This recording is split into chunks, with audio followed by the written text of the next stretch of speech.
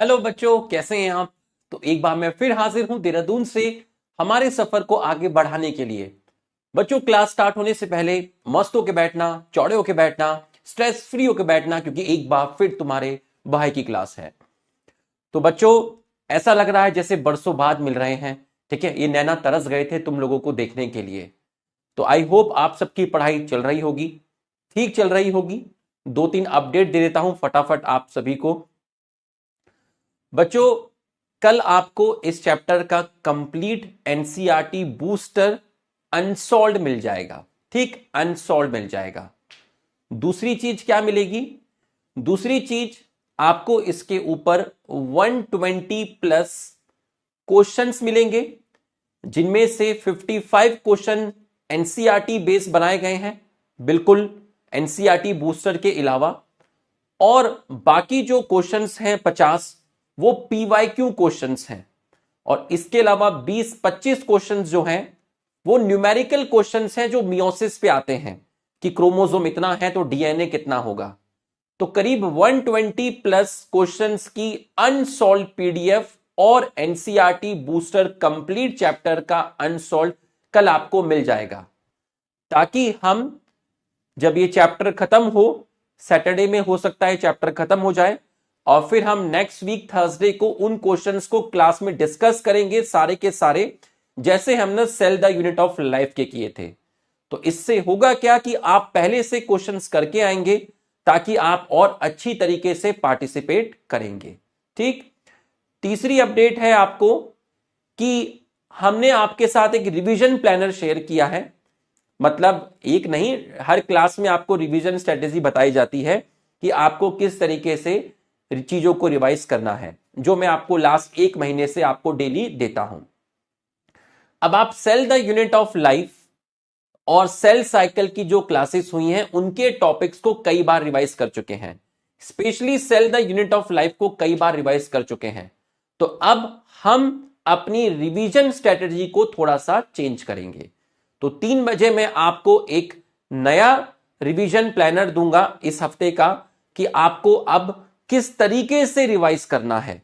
ठीक। अब आप लेक्चर 1 लेक्चर 2 करके रिवाइज करते थे, अब मैं आपको एक नया तरीका बताऊंगा कि अब आपको करंट का पढ़ते पढ़ते cell the unit of life को किस तरीके से रिवाइज करना है। ठीक। और लास्ट जो हम पढ़ा था हमने टॉपिक, उसका रिवीजन लेक्चर आपको नहीं दिया गया है अभी। ठीक, इसलिए मैं उस टॉपिक का एक बार आपको रिवीजन करा देता हूं, क्योंकि उस टॉपिक का रिवीजन लेक्चर आपको अभी मिला नहीं था। तो मैं करंट क्लास में सबसे पहले उसको रिवाइज करा देता हूं, और उसके बाद साइटोकाइनेसिस में एक पॉइंट है सिंसीटियम, वो बताऊंगा। सिग्निफिकेंस ऑफ माइटोसिस बताऊंगा, और आपका जो मियोसिस है वो आपका स्टार्ट करूंगा। ठीक। तो ये बातें थी जो जरूरी थी आपको अपडेट देनी। तो बच्चों, एक बार हमारे सम्मान में यस लिख दीजिए। चलिए, एक बार आप हमारे सम्मान में फटाफट यस लिख दीजिए, ताकि हम पढ़ाई को स्टार्ट कर सकें। अब पूरे पढ़ाई करेंगे, कोई फालतू बात नहीं, कोई मोटिवेशनल बात नहीं, बेहतरीन क्लासेस होने वाली है आज की, मजा आ जाएगा। तो लास्ट लेक्चर में हम क्या पढ़े थे? लास्ट लेक्चर में हम मेटाफेज से स्टार्ट किए थे। तो मेटाफेज क्या है भाई? जब न्यूक्लियस और न्यूक्लियर मेम्ब्रेन का डिसइंटीग्रेशन होने वाला हो चुका हो, इसका मतलब एक नया स्टेज आ रहा है, मेटाफेज। सारे क्रोमोसोम इक्वेटर पर आ गए थे। एक चीज की गांठ बांध लो, अगर किसी ने ये दोबारा क्वेश्चन मुझसे पूछा इंस्टा पे मैसेज करके, तो वो भस्म हो जाएगा। जब भी साइज, नंबर और मॉर्फोलॉजी है, मेटाफेज है। शेप है, एनाफेज है। अब तू रात को बैठ के गूगल पर क्या क्या सर्च करता है वो तो मुझे नहीं मालूम। नीट में आया तो ध्यान रखना, साइज, नंबर, मॉर्फोलॉजी मेटाफेज, और शेप में है एनाफेज। ठीक। कंडेंसेशन क्रोमोसोम का कंप्लीट हुआ, इसलिए माइक्रोस्कोप में अच्छी तरीके से विजिबल है। Number, structure, size, morphology study कर सकते हैं। ठीक। क्रोमोसोम इक्वेटर पर आ गए हैं। न्यूक्लियर मेम्ब्रेन नहीं है, इसलिए हम कह सकते हैं क्रोमोसोम साइटोप्लाज्म में है। एक प्रोटीनेशियस स्ट्रक्चर मिलता है डिस्क लाइक, जिसको आप काइनेटोकोर बोलते हैं, जो कि काइनेसिन एंड डाइनिन प्रोटीन का बना है, बट किताब में ये चीज मेंशन नहीं है। अपोजिट पोल से यहां से स्पिंडल फाइबर आई, अपोजिट पोल से यहां से स्पिंडल फाइबर आई, तो दोनों पोल से आपका कनेक्टेड है। एक काइनेटोकोर यहां है, एक काइनेटोकोर यहां है। ये जो क्रोमोसोम का अलाइनमेंट हुआ है, 4 लड़के एक लाइन में लगे हुए हैं, ये है आपकी इक्वेटोरियल प्लेट, ये है आपकी मेटाफेजिक प्लेट। एनाफेज में क्रोमोसोम स्प्लिट हुए, मतलब क्रोमोसोम तभी स्प्लिट होंगे जब सेंट्रोमियर की स्प्लिटिंग होगी। तो स्प्लिट होने के बाद ये जो दोनों सिस्टर क्रोमैटिड है अपोजिट पोल पे मूव करी। अब इन सिस्टर क्रोमैटिड को आप डॉटर क्रोमोसोम बोलेंगे। तो क्रोमोसोम का नंबर डबल हो गया, 4 से 8 हो गया। ठीक, क्रोमैटिड को डॉटर क्रोमोसोम बोला। यहां शेप स्टडी करते हैं और यहां एक क्रोमोसोम में एक क्रोमैटिड है। जब डॉटर क्रोमोसोम अपोजिट पोल पे जाते हैं तो आगे लीड करता है सेंट्रोमियर और पीछे ट्रेलिंग बिहाइंड है आपकी आर्म्स। टीलोफेज के अंदर आपका उल्टी चीजें होंगी, मतलब प्रोफेज का रिवर्स होता है टीलोफेज। तो यहां पर स्पिंडल फाइबर क्या होगी, डिसॉल्व हो जाएगी, क्योंकि प्रोफेज में बनी थी, यहां उसका उल्टा होगा। न्यूक्लियस न्यूक्लियर मेम्ब्रेन प्रोफेज में डिसअपियर हुए थे, यहां रीअपियर हो जाएंगे। क्रोमैटिन कंडेंस होकर क्रोमोसोम बनाया था प्रोफेज में, तो यहां उल्टा होगा, क्रोमोसोम का डीकंडेंस होकर क्रोमैटिन बनेगा। तो जो क्रोमोसोम अपोजिट पोल पे पहुंचे थे एनाफेज में, वो डीकंडेंस हो जाएंगे और अपनी आइडेंटिटी, अपनी इंडिविजुअलिटी को लूज कर देंगे। ठीक, और इन क्रोमोसोम्स के चारों तरफ, जिनको मैं बोलूंगा क्रोमैटिन, जिनको मैं बोलूंगा डीकंडेंस क्रोमोसोम, इनके चारों तरफ न्यूक्लियर मेम्ब्रेन आ जाएगी। न्यूक्लियस आपका आ गया, गोल्गी बॉडी और ईआर आपका आ गया। तो बच्चों, अगर इसी टाइम हम कह सकते हैं कि 2 न्यूक्लियस बन चुके हैं, एक सेल बन चुकी है। इसी टाइम अगर ये साइटोप्लाज्म भी डिस्ट्रीब्यूट हो जाए, साइटोकाइनेसिस भी हो जाए, तो आपकी 2 सेल फॉर्म्ड हो जाएंगी। इसमें 4 क्रोमोसोम, इसमें 4 क्रोमोसोम, 2 सेल फॉर्म्ड हो गई, तो आपने बोला डायड ऑफ सेल। तो बच्चों, यहां तक आपको आ गया है। अब देखिए, जीवन पेरेंट सेल में मैं 4 क्रोमोसोम लेके चला था, जब टीलोफेज खत्म हुआ तो हर एक सेल में 4 क्रोमोसोम है। पेरेंट सेल में डीएनए का अमाउंट 2C लेके चला था, जब टीलोफेज खत्म हुआ तो 2C है। पेरेंट सेल में एक क्रोमोसोम में एक क्रोमैटिड था, और यहां टीलोफेज में एक क्रोमोसोम में एक क्रोमैटिड है। ऐसे ही पूरा टेबल मियोसिस में बताया जाएगा, दूध का दूध पानी का पानी किया जाएगा, सेम इसी तरीके से मियोसिस में भी बताया जाएगा। उसके बाद था साइटोकाइनेसिस। ठीक, माइटोसिस। बच्चों 3 बजे बिल्कुल मुझे रिमाइंड कराइएगा, बहुत अलग तरीके की रिवीजन स्ट्रेटेजी लाया हूं। क्योंकि देखिए, जब आप जिम ज्वाइन करते हैं कभी भी, तो स्टार्टिंग के 1, 2, 3 हफ्ते में अलग तरह की एक्सरसाइज कराई जाती है, 4 महीने में फिर एक्सरसाइज को चेंज किया जाता है, 6 महीने में फिर एक्सरसाइज को चेंज किया जाता है। तो अब हम cell the unit of life को बहुत बार रिवीजन कर चुके हैं, अब उसको रिवीजन करने की क्या टैक्टिक्स होगी वो मैं आपको बताऊंगा। ठीक है, चलिए। वो टैक्टिक्स आप सिर्फ cell the unit of life पे लगाएंगे, सेल साइकिल पे नहीं लगाएंगे। Mitosis not only separate duplicated chromosome, मतलब जो डुप्लीकेटेड क्रोमोसोम है, मतलब डीएनए रेप्लिकेशन होने के बाद जब डीएनए का अमाउंट बढ़ गया था, तो उन सिस्टर क्रोमैटिड को ही माइटोसिस सेपरेट नहीं करता, बल्कि साइटोप्लाज्म को भी इक्वली डिस्ट्रीब्यूट करता है 2 सेल के अंदर। तो एनिमल में साइटोकाइनेसिस कैसे होता है? एनिमल के अंदर आपकी बाहर है सेल मेम्ब्रेन, बिल्कुल है। टीलोफेज में क्या हुआ होगा सर? कैरियोकाइनेसिस कंप्लीट हुआ होगा। कितनी सेल बन चुकी होंगी सर? 2 सेल बन चुकी, सॉरी, कैरियोकाइनेसिस में क्या कंप्लीट हुआ होगा सर? न्यूक्लियस का डिवीजन कंप्लीट हुआ होगा।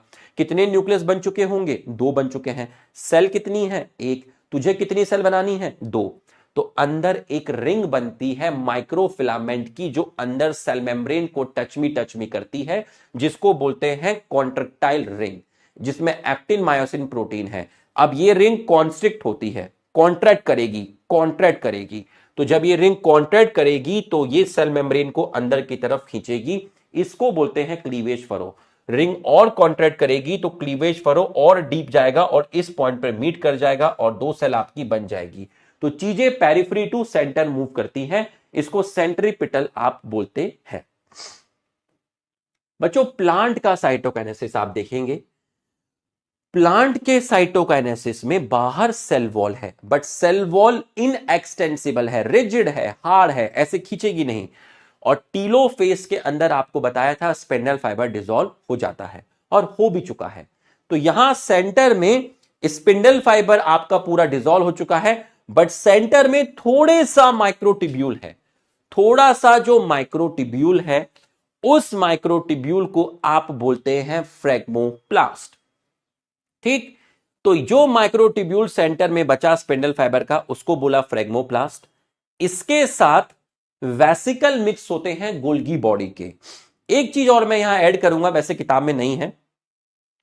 गोल्गी बॉडी के वेसिकल मिक्स होते हैं और यहां पर ईआर के भी वेसिकल मिक्स हो सकते हैं। जब मैंने आपको ईआर पढ़ाया था तो आपको वेसिकल ईआर में भी पढ़ाए थे। तो यहां गोल्गी बॉडी के वेसिकल मिक्स होते हैं और एंडोप्लाज्मिक रेटिकुलम के भी वेसिकल आ सकते हैं। तो जो चीज बनी वो बनी सेल प्लेट। अब ये सेल प्लेट ग्रो करेगी सेंटर से पेरिफेरी की तरफ। तो जब सेंटर से पेरिफेरी की तरफ ग्रो करेगी तो आपका बनेगा मिडिल लैमेला। अब दोनों तरफ मिडिल लैमेला से दोनों तरफ अंदर की तरफ बनी है प्राइमरी वॉल, और प्राइमरी वॉल से अंदर की तरफ बनी है सेकेंडरी वॉल, और आपकी लास्ट में 2 सेल बन जाएगी। और प्लांट में जो साइटोकाइनेसिस होता है वो होता है आपका सेल प्लेट मेथड से। बच्चों ये था रिवीजन, क्योंकि मैंने आपको रिवीजन लेक्चर नहीं दिया था लास्ट टाइम, तो इसलिए मैंने अपनी ड्यूटी निभाई है और इसी रिवीजन लेक्चर को मैं कट करके आपकी वहां पे डलवा दूंगा ताकि हमारी सीरीज हैम्पर ना हो। ठीक है, जब आपको 3 महीने बाद रिवाइज करना हो तो आप सीधा उस लेक्चर पे जाए और रिवाइज कर सकते हैं। ठीक, तो गाइस अब हम स्टार्ट करेंगे सिग्निफिकेंस ऑफ माइटोसिस, सिंसिटियम और मियोसिस। बहुत मजेदार क्लास होगी, बहुत खतरनाक क्लास होगी।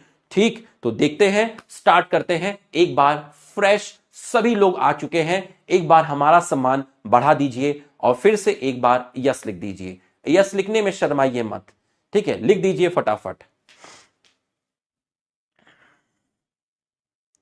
तो अब आप पढ़ने जा रहे हैं सिग्निफिकेंस ऑफ माइटोसिस। मैंने एनसीईआरटी भी रीड कर दी थी, एक लाइन आपकी बची थी यहां पर जो हम आज स्टार्ट करेंगे, यहां से लेके यहां तक।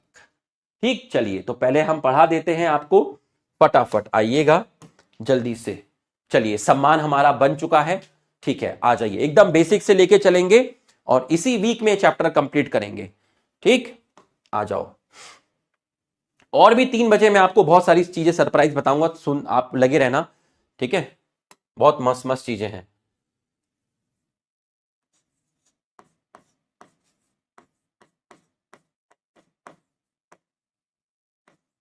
सिंसिटियम, ठीक है, सिंसिटियम, ये देखो सिंसिटियम। चलिए, सिंसिटियम का मतलब समझिएगा। ठीक, आइए, अब एनसीईआरटी में एक चीज लिखा हुआ है, आपके पास एक सेल है, ये रही सर एक सेल, इस सेल के अंदर है न्यूक्लियस। बिल्कुल सही है सर। अब ये सेल करेगी पहले कैरियोकाइनेसिस, तो इसने करना है कैरियोकाइनेसिस, इसने किया कैरियोकाइनेसिस। ठीक, तो कैरियोकाइनेसिस इसने किया तो आपका 2 न्यूक्लियस आपके फॉर्म्ड हो गए। देखिएगा जरा, 2 न्यूक्लियस आपके हो गए हैं फॉर्म्ड। तो एक सेल में 2 न्यूक्लियस फॉर्म्ड हो गए। अब कैरियोकाइनेसिस के बाद साइटोकाइनेसिस होना था ताकि 2 सेल फॉर्म्ड हो जाए, लेकिन साइटोकाइनेसिस नहीं हुआ। ठीक है, साइटोकाइनेसिस नहीं हुआ तो सेल एक ही है, सेल 2 नहीं बनी, सेल एक ही है, बट न्यूक्लियस 2 हो गए। इसके बाद फिर से आपका हुआ कैरियोकाइनेसिस। तो जब आपका फिर से कैरियोकाइनेसिस हुआ तो हम सोचे थे, फिर से कैरियोकाइनेसिस हुआ तो आपके अब हो गए हैं 4 न्यूक्लियस, आपके हो गए हैं 4 न्यूक्लियस। और साइटोकाइनेसिस अभी भी नहीं हुआ, अभी भी साइटोकाइनेसिस नहीं हुआ। इसका मतलब यह हुआ, के का मतलब क्या है, के का मतलब है कैरियोकाइनेसिस। तो karyokinesis not followed bye, karyokinesis not followed by cytokinesis. Karyokinesis के बाद साइटोकाइनेसिस नहीं हुआ, जिसकी वजह से एक सेल के अंदर न्यूक्लियस के नंबर बढ़ गया। एक सेल के अंदर न्यूक्लियस का नंबर बढ़ गया तो cell becomes multi nucleated. Multi nucleated बच्चों, वैसे इस चीज को सिनोसिटिक बोलते हैं, बट हमें मार्क्स एनसीईआरटी के अकॉर्डिंग मिलेंगे और एनसीईआरटी में इसको लिखा हुआ है सिनसीटियम। ठीक, सिनसीटियम। सिनोसिटिक वर्ड फंगस के अंदर यूज करेंगे, वहीं बताऊंगा सिनोसिटिक और सिनसीटियम में क्या डिफरेंस होता है। अभी ज्ञान नहीं दिखाऊंगा। अभी इस चीज को याद रखना कि जब karyokinesis is not followed by cytokinesis, cell become multi nucleated. इस कंडीशन को बोलते हैं सिनसीटियम। इस कंडीशन को बोलते हैं आप सिनसीटियम। सिनसीटियम, ठीक है। एग्जाम्पल आपका लिखा हुआ है, जो आप नारियल खाते हैं उसमें जो पानी होता है, ठीक है, उसमें जो पानी होता है, ठीक है, लिक्विड, नारियल में जो आप पी रहे हैं liquid endosperm, liquid endosperm in coconut. तो कोकोनट का जो पानी होता है उसको एंडोस्पर्म बोलते हैं, उसमें करीब 1000 तक न्यूक्लियस प्रेजेंट होते हैं। यह मैंने आपको सिनसीटियम बता दिया। ठीक, तो अभी जैसे पढ़ाऊंगा, जितना पढ़ाऊंगा उतना, मेरा काम तुम्हें यह बताना नहीं है अभी कि सिनोसिटिक क्या होता है। ठीक है, एनसीईआरटी में इस चीज को सिनसीटियम बोला, सिनसीटियम बता दिया, एग्जाम्पल आपको बता दिया।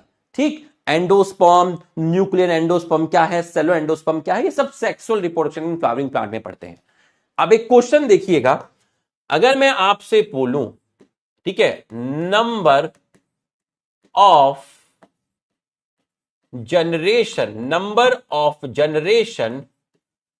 रिक्वायर्ड फॉर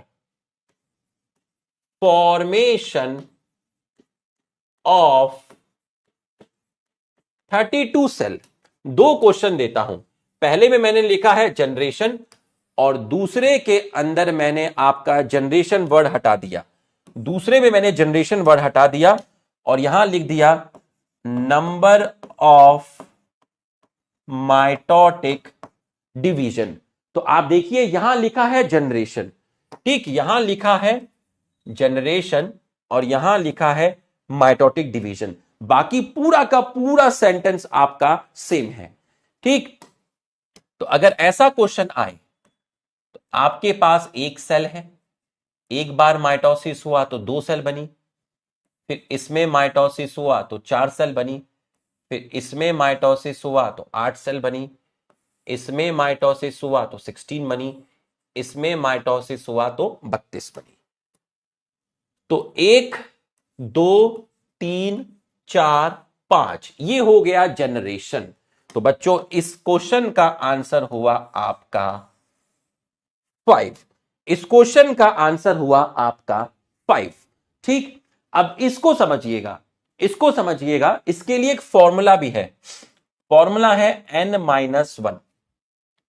n-1 जहां पर n है नंबर ऑफ सेल। तो पहली चीज आप डायरेक्ट आंसर निकाल सकते हैं। n-1 डायरेक्ट आंसर निकालेंगे, 32 - 1 आपका आंसर आया 31। ठीक है, आपने बिना कॉन्सेप्ट के निकाला, फॉर्मूले से निकाला। ठीक, और इसको समझते हैं। मान लीजिए आपके पास है एक सेल, इस एक सेल में माइटोसिस हुआ तो आपकी बन गई 2 सेल। एक सेल में एक बार माइटोसिस हुआ तो 2 सेल बन गई, उसके बाद इसमें माइटोसिस हुआ तो इससे आपकी 2 सेल बनी, उसके बाद इसमें माइटोसिस हुआ तो इससे आपकी 2 सेल बनी। तो आप ध्यान से देखिए, एक सेल है, इसमें माइटोसिस हुआ तो 2 सेल बनी, फिर इस सेल में माइटोसिस हुआ तो इससे 2 बनी, इस सेल में माइटोसिस हुआ तो इससे 2 बनी। तो सेल कितनी थी? 1। 1 से कितनी हुई? 2। 2 से कितनी हुई? 4।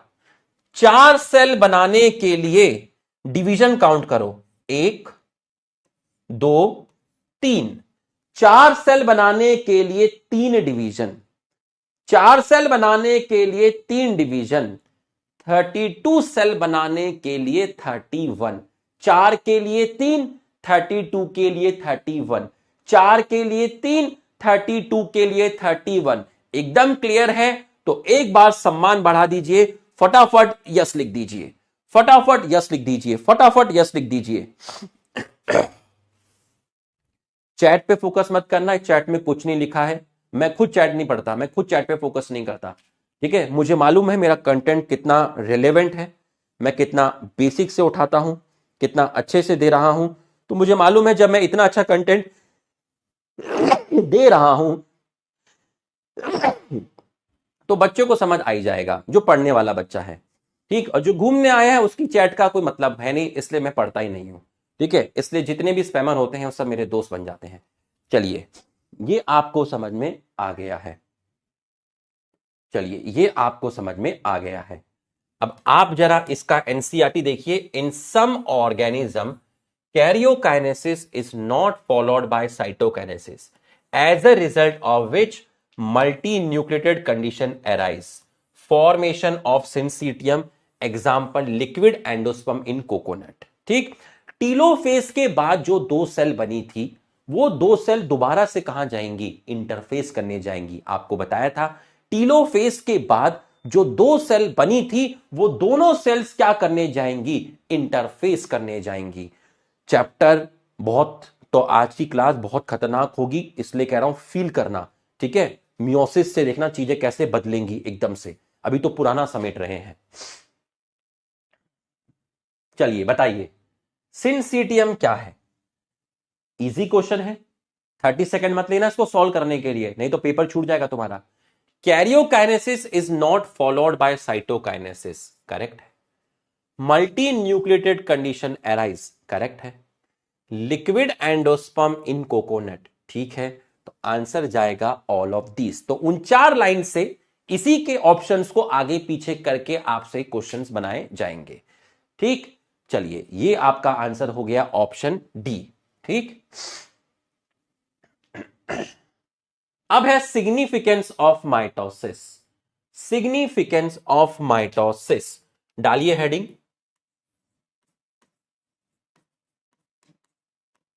Significance of mitosis. Significance of mitosis, बच्चों हमने देखा माइटोसिस जो है आपका, एनसीईआरटी में लाइन लिखी है कि माइटोसिस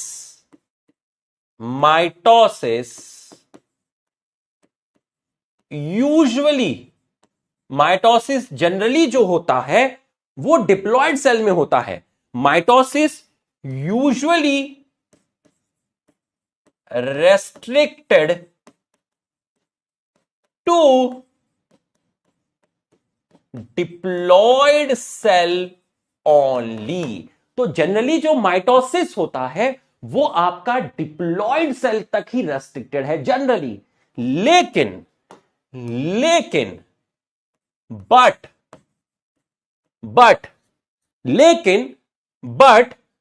जैसे मैं आपसे कहूं, कुछ लोअर प्लांट, जैसे मैं बोला लोअर प्लांट के अंदर एल्गी, ठीक। और दूसरा मैं आपको बोला सम सोशल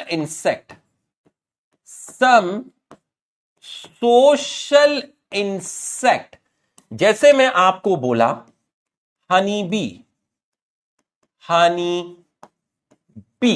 तो हनी बी के अंदर आपके जैसे क्वीन होती है, वर्कर्स भी होते हैं, ड्रोन भी होता है, लेकिन मैं उनकी पॉपुलेशन में नहीं जा रहा हूं।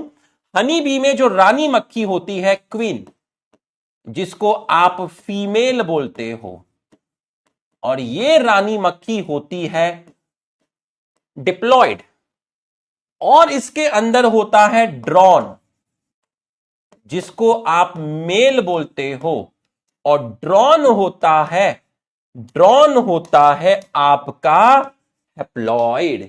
तो हनी बी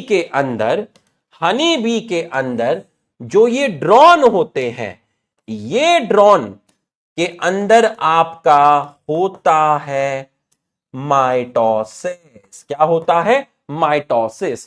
तो लोअर प्लांट जैसे एल्गी, कुछ सोशल इंसेक्ट जैसे आपके हनी बी के अंदर आ गया ड्रॉन, ड्रॉन हैप्लॉइड होते हैं और इनके अंदर माइटोसिस होता है।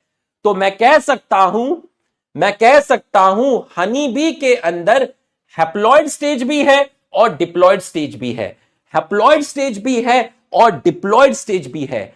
हनी बी के अंदर हैप्लॉइड स्टेज भी है और डिप्लॉइड स्टेज भी है। अभी मैं आऊंगा वापस इसी स्लाइड पर, लेकिन इससे पहले मैं आपको कुछ दिखाना चाहूंगा, आप उसको देखिएगा।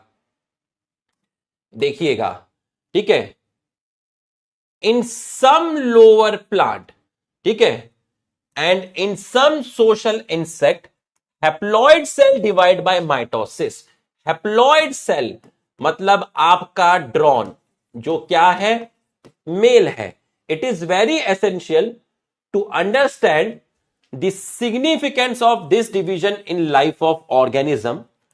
Are you aware of some example where you have studied haploid and diploid insect? Yes. Haploid कौन है? ड्रॉन है। डिप्लॉयड कौन है? क्वीन है। वर्कर्स भी होते हैं, वो मैं लिख नहीं रहा हूं। ये कौन है? मेल है। ये कौन है? फीमेल है। माइटोसिस को इक्वेशनल डिवीजन बोलते हैं, पहले बता चुका हूं, जो कि रेस्ट्रिक्टेड है डिप्लॉयड सेल ओनली। ठीक, अब जरा इसका आंसर देखिए। Mitosis is equational division restricted to haploid cell only. Haploid नहीं, डिप्लॉयड। गलत हो गया। In some lower plant and social insect, haploid cells also divide by meiosis नहीं, माइटोसिस। दोनों ही इनकरेक्ट है, तो आपका आंसर जाएगा ऑप्शन डी। आंसर जाएगा ऑप्शन डी। तो बच्चों, ये हमने सिग्निफिकेंस ऑफ माइटोसिस में एक पैराग्राफ आपका पढ़ लिया है। आपका आंसर जाएगा ऑप्शन डी। ठीक, चलिए वापस हम वहीं पर चलते हैं। वापस से अब हम ये वाला पैराग्राफ पढ़ेंगे। Mitosis result in production of diploid daughter cell. ठीक है, the growth of multicellular cell growth, ये वाला हम आपका पैराग्राफ पढ़ने वाले हैं। ठीक, आइए इसके बाद यहां हमने एक लाइन खींची। ठीक, आओ जरा फटाफट आना। ठीक है, यहां तक समझ में आ गया तो एक बार सम्मान बढ़ा दीजिए, बिना शर्माए सम्मान बढ़ा दीजिए। ठीक है, तो ये हमने एक पॉइंट आपका देख लिया। अब आपको मालूम है कि ये एक पेरेंट सेल है, ये आपकी क्या है? पेरेंट सेल है। और जब ये माइटोसिस करती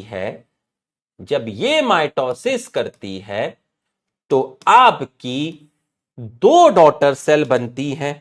बिल्कुल सही है, ये आपकी दो डॉटर सेल बनती हैं। तो जब माइटोसिस होता है, दो डॉटर सेल बनती हैं। अब आपको मालूम है कि अगर यहां 30 क्रोमोसोम है तो यहां भी 30 क्रोमोसोम ही मिलेगा। 30 क्रोमोसोम है तो यहां भी 30 क्रोमोसोम ही मिलेगा। इसका मतलब यह हुआ कि जो जेनेटिक कॉम्प्लीमेंट है, दोनों का जो जेनेटिक मेकअप है, जिसको आप बोल रहे हैं जेनेटिक कॉम्प्लीमेंट, वो आपका सेम है। पेरेंट का और डॉटर का जेनेटिक कॉम्प्लीमेंट सेम है। इसका मतलब यह हुआ कोई वेरिएशन नहीं है, कोई वेरिएशन नहीं है। माइटोसिस से वेरिएशन नहीं आती, माइटोसिस से वेरिएशन नहीं आती। अगर पेरेंट सेल में 30 क्रोमोसोम है तो जो दो डॉटर सेल बनेंगी उनमें भी 30 क्रोमोसोम होगा, क्योंकि माइटोसिस में क्रॉसिंग ओवर नहीं होता। क्रॉसिंग ओवर से वेरिएशन आती है और क्रॉसिंग ओवर मियोसिस में पढ़ाया जाता है। तो जेनेटिक कॉम्प्लीमेंट जो है डॉटर सेल का और पेरेंट सेल का वो आपका सेम है। तो एक पॉइंट तो आपका ये हो गया। इसके बाद देखिए यहां हम एक लाइन खींच देते हैं। ये हमने यहां पर एक लाइन आपकी खींच ली है। ठीक, अब आप देखिए आपके पास ठीक, आपके पास एक पेरेंट सेल है। ये रही आपके पास पेरेंट सेल। ठीक, तो ये आपका एक कॉन्सेप्ट तो ये हो गया कि जो जेनेटिक कॉम्प्लीमेंट होता है माइटोसिस में वो सेम होता है। एक कॉन्सेप्ट आपका ये हो गया, एक कॉन्सेप्ट आपका ये हो गया। तो इसको आप लिख सकते हैं कॉन्सेप्ट 1। ये है कॉन्सेप्ट 1, ये है आपका कॉन्सेप्ट 2, और अब हम आपको पढ़ाएंगे कॉन्सेप्ट 3। बच्चों ये जो सेल है ये एक डिप्लॉयड सेल है, ये आपकी पेरेंट सेल है। कैसी है? डिप्लॉयड है। ठीक है, इसके अंदर आपका प्रेजेंट है न्यूक्लियस। इस न्यूक्लियस के अंदर एक डीएनए है और सेल ऑर्गेनेल है 10। ठीक, तो डीएनए कहां है? डीएनए है न्यूक्लियस में, और ऑर्गेनेल कहां है? साइटोप्लाज्म में है। ठीक, डीएनए है न्यूक्लियस में और ऑर्गेनेल है साइटोप्लाज्म में। अब जो शरारती बच्चा एन का मतलब भूल जाए वो अपनी कॉपी में न्यूक्लियस लिख ले, सी का मतलब भूल जाए तो साइटोप्लाज्म लिख ले। ठीक, अब इस सेल ने क्या किया? सर इस सेल ने किया इंटरफेस। तो जब ये सेल इंटरफेस करेगी तो इसका कंटेंट जो होगा वो डबल हो जाएगा। बिल्कुल हो जाएगा सर। तो अगर इसका कंटेंट डबल हुआ तो डीएनए 2 हो गया और ऑर्गेनेल 20 हो गया। अब मुझे बता, इंटरफेस करने के बाद न्यूक्लियस और साइटोप्लाज्म का कंटेंट सेम रहा या डिस्टर्ब हुआ? लिख के बता। इंटरफेस करने के बाद न्यूक्लियस और साइटोप्लाज्म का कंटेंट सेम रहा या डिस्टर्ब हुआ? बता दे, अरे बता दे। इंटरफेस करने के बाद जो न्यूक्लियो साइटोप्लाज्मिक रेशियो है वो डिस्टर्ब हो गया सर, वो आपका डिस्टर्ब हो गया है, वो आपका डिस्टर्ब हो गया है। तूने उसको डिस्टर्ब किया है। हां, अब हम चाहते हैं कि न्यूक्लियोसाइटोप्लाज्मिक रेशियो वापस से सेम हो जाए। तो जब इसने माइटोसिस किया तो इसने 2 सेल बनाई। 2 से एक डीएनए यहां आया, एक डीएनए यहां आया, 10 यहां आए और 10 यहां आए। इसने क्या किया? माइटोसिस किया। अब मुझे बता, माइटोसिस करने के बाद जितना डीएनए और जितना साइटोप्लाज्म का कंटेंट पेरेंट सेल में है उतना ही डीएनए और साइटोप्लाज्म का कंटेंट डॉटर सेल में है। तो माइटोसिस करने के बाद न्यूक्लियोसाइटोप्लाज्मिक रेशियो डिस्टर्ब हुआ या वापस से रिस्टोर्ड हुआ? माइटोसिस करने के बाद न्यूक्लियोसाइटोप्लाज्मिक रेशियो डिस्टर्ब हुआ या वापस से रिस्टोर्ड हुआ? डिस्टर्ब हुआ या रिस्टोर्ड हुआ? डिस्टर्ब हुआ या रिस्टोर्ड हुआ? लिख के बता, लिख के बता, लिख के बता, लिख के बता। ऐसे नहीं मानूंगा। रिस्टोर्ड हुआ। तो माइटोसिस ने क्या किया? क्या किया? क्या किया? रिस्टोर्ड किया। किसको? न्यूक्लियोसाइटोप्लाज्मिक रेशियो को। न्यूक्लियोसाइटोप्लाज्मिक रेशियो को रिस्टोर किया। तो ये आपको समझ में आ गया होगा। मम्मी ने पिटाई लगाई, पापा ने बनाया। मम्मी ने पिटाई लगाई, पापा ने मनाया, लेकिन मम्मी पापा दोनों मिले हुए हैं। ऐसे ही परिवार चलता है, ऐसे ही संतुलन बनाए रखना पड़ता है, ऐसे ही बच्चे की परवरिश करनी पड़ती है। अगर दोनों ने बजा दिया तो बच्चा अपना दुख कहीं बाहर बताएगा। बाहर वाला सुने इससे पहले तुम ही सुन लो। तो दोनों के दोनों भी प्यार ना करें और दोनों के दोनों भी ना बजाएं। एक ने बजाया, दूसरे ने मनाया। समझ में आया तो यस लिख, धीरे धीरे फीवर चढ़ेगा। समझ में आया तो यस लिख, समझ में आया तो यस लिख। इससे पहले बच्चों को कोई बाहर वाला सुने, उससे बेहतर है कि उसको पेरेंट्स ही सुन ले। बाहर वाला सुनेगा तो फिर जवानी निकल जाएगी, लेकिन बच्चा वापस घर नहीं आएगा कभी भी। अब जरा ये लाइन भी मैं तुमको थोड़ी सी दिखा देता हूं, ठीक है? ये लाइन भी मैं तुमको थोड़ी सी दिखा देता हूं, जो लाइन मैंने तुम्हें बताई है। Mitosis usually result in production of diploid daughter cell with identical genetic complement, explain कर चुका हूं, ठीक। सेल ग्रोथ यहां इंटरफेस के लिए बोला गया, जिसकी वजह से डिस्टर्ब हुआ रेशियो किसके बीच में, न्यूक्लियस एंड साइटोप्लाज्म। तो ये जरूरी है, टू बिकम एसेंशियल, सेल के लिए जरूरी है कि वो डिवाइड करे और रिस्टोर करे न्यूक्लियोसाइटोप्लाज्मिक रेशियो, डिवाइड करे एम फेज। ये देखिए, तो बच्चों ये लाइन बची हुई है, growth of multicellular due to mitosis. तो यहां तक आपको समझ में आ गया है। बच्चों जो ग्रोथ होती है, सिंपल सी बात समझ लीजिए, बच्चा बनता है, जायगोट बनता है, तो जायगोट में जो क्लीवेज होता है, जायगोट में बहुत सारे क्या होते हैं, माइटोटिक डिवीजन होते हैं। तो जो ग्रोथ होती है वो आपकी माइटोसिस की वजह से हो रही है। कहीं पर सेल डैमेज हो गई, नई सेल्स बननी है, रिपेयर होना है, तो वो भी माइटोसिस की वजह से हो रहा है। तो आप चाहें तो यहां नेक्स्ट पेज पर, या फिर अगर यहीं पर जगह है तो यहीं लिख दीजिए। आप नेक्स्ट पेज पे लिख दीजिए, मेरे पास जगह थी तो मैंने यहां लिख दिया है, इसमें ऐसी कोई बड़ी बात नहीं है, ठीक है। Growth in multi cellular organism,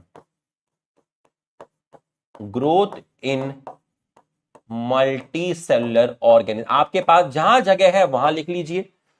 और सेल रिपेयर के टाइम नई सेल्स जो फॉर्म्ड होंगी वो माइटोसिस की वजह से होंगी। यहां जगह है यहां लिख लीजिए, इसके बाद लिख लीजिए, जहां जगह है वहां लिख लीजिए, बस माथे पे मत लिखना, ठीक। ग्रोथ इन मल्टीसेलुलर ऑर्गेनिज्म और सेल रिपेयर, ठीक। ये आपका हमने यहां पर पढ़ लिया है, ये हमने आपका यहां पर पढ़ लिया है। ये देखिए जरा, ये रहा ये point, growth of multicellular organism due to mitosis, और ये रहा आपका cell repair. The cells of upper layer, अब इसको भी देख लेते हैं कि ये यहां पर क्या लिखा हुआ है, इसको भी हम देख लेते हैं। यहां तक हमने पढ़ लिया है। अब हम यहां पर एक नेक्स्ट स्लाइड ऐड करते हैं, और देखिए बच्चों, ये जो स्किन की जो लेयर होती है, अपर लेयर जो होती है, एपिडर्मिस सेल्स जो होती है, यहां की सेल्स हैं जो थोड़े टाइम के बाद कॉन्स्टेंटली रिप्लेस होती रहती हैं। यहां की सेल की डेथ होती रहती है, और हमारे स्टमक में HCl प्रेजेंट होता है। तो इनर लाइनिंग ऑफ गट, तो जो सेल्स जो हमारी स्टमक है, तो स्टमक के इनर साइड में जो सेल्स होती हैं वो HCl की वजह से डेथ होती रहती है, तो वहां पर भी नई सेल्स फॉर्म्ड होती हैं। और जो ब्लड सेल्स हो गया, जूलॉजी में आएगा ब्लड सेल, जैसे एग्जांपल हो गया आरबीसी, तो आरबीसी का भी अपना शायद एक लाइफ स्पैन होता है 120 डेज का। तो सेल्स रिप्लेस होती रहती हैं एक पर्टिकुलर टाइम के बाद। जैसे मैं आपको बोलूं, upper layer of skin cell, skin जैसे आपका एपिडर्मिस हो गया, ठीक है, या मैं आपको कहूं कि inner lining of gut, inner lining of gut. तो यहां की सेल भी आपकी रिप्लेस होती रहती है क्योंकि वो मरती रहती है HCl की वजह से। और मैं आपको बोलूं ब्लड सेल्स, 3 सेल्स लिखी हैं, upper layer of skin, inner lining of gut, ठीक, इनर लाइनिंग ऑफ गट, ठीक है, और आपका हो गया ब्लड सेल्स। ब्लड सेल्स में जैसे मैंने आपको बोल दिया RBC, जिसका अपना लाइफ स्पैन है 120 डेज। अभी आप इस चीज को लिखिएगा, लेकिन मैं आपको पहले यहां पर दिखा देता हूं उन्होंने क्या लिखा है। देखिए, the cells of upper layer of epidermis, ठीक है, स्किन सेल की बात कर रहे हैं, ठीक। Cells of lining of gut, HCl की वजह से सेल मरती रहती हैं, ठीक है। ब्लड सेल्स में जैसे RBC में हो गया 120 days, are being constantly replace. तो ये जो सेल्स होती हैं ये आपकी कॉन्स्टेंटली क्या होती है, रिप्लेस होती है, कॉन्स्टेंटली आपकी रिप्लेस होती है एक पर्टिकुलर टाइम के बाद, ठीक। तरुण लिख रहा है नींद आने लगी। अरे दीवाने, तू तो बेटा वहां भी सो ही जाएगा, कहां नीट के एग्जाम के टाइम, ठीक है। तरुण तरुण कायत है ना, ऐसे ऐसे साले लुखे आ जाते हैं, इनकी ऐसी की तैसी। तरुण कायत,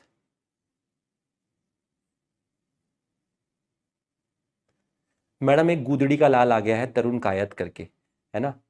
क्लास खत्म होने के बाद इसका सब्सक्रिप्शन ही खत्म करना है मैडम, है ना। इसको नींद बहुत आ रही है मैम, ये सोना चाहता है कंबल डाल के, है ना। हाँ, ये बहुत सोना चाहता है कंबल डाल के। हाँ, तो तरुण कायत, अच्छे से सोना बेटा, सोते ही रहना, है ना, सोते ही रहना। जिंदगी के कुछ और मूलभूत काम होते हैं बेटा, उस टाइम जाग जाना, जैसे खाना खाना होता है, नहाना होता है, पढ़ाई करनी होती है ना, और भी काम होते हैं बेटा। सारी जिंदगी सोते ही मत रह जाना, ठीक। कॉन्स्टेंटली रिप्लेस, ठीक है, मतलब आ जाओ ठीक है। तो यहां तक आपको समझ में आ गया है। अब एक पॉइंट लिखा है जो प्लांट एनाटमी से रिलेटेड है, ठीक है। अब वो पॉइंट क्या है जरा उसको भी समझ लो, वो पॉइंट आपका क्या है, ध्यान से समझना बच्चों। एक चीज होती है आपकी, क्या होती है, एक चीज होती है, ये था कॉन्सेप्ट 3 के बाद ये था छोटा सा कॉन्सेप्ट 4, और फिर ये है आपका कॉन्सेप्ट 5। ये है आपकी शूट और ये है आपकी रूट, ठीक है। तो शूट दिख गई, आपको रूट दिख गई, शूट के टिप पर आपको सेल दिख गई, रूट के टिप पर भी आपको सेल दिख गई।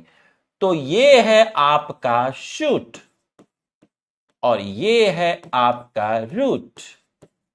तो शूट के टिप पर आपको मैरिस्टेमेटिक सेल्स दिख रही हैं। अगर मैं शूट की बात करूं या मैं रूट की बात करूं, इनके टिप पर आपको कुछ एक्टिवली डिवाइडिंग सेल्स मिलेंगी जो कॉन्टिन्यूअसली डिवाइड करती रहेंगी, और इन सेल्स को बोलते हैं मैरिस्टेम या मैरिस्टेमेटिक सेल्स, ठीक। मैरिस्टेम या मैरिस्टेमेटिक सेल। तो जो ऊपर है आपका शूट के टिप पर है, और टिप को ही बोलते हैं एपेक्स, तो इसको बोलते हैं आप SAM, सैम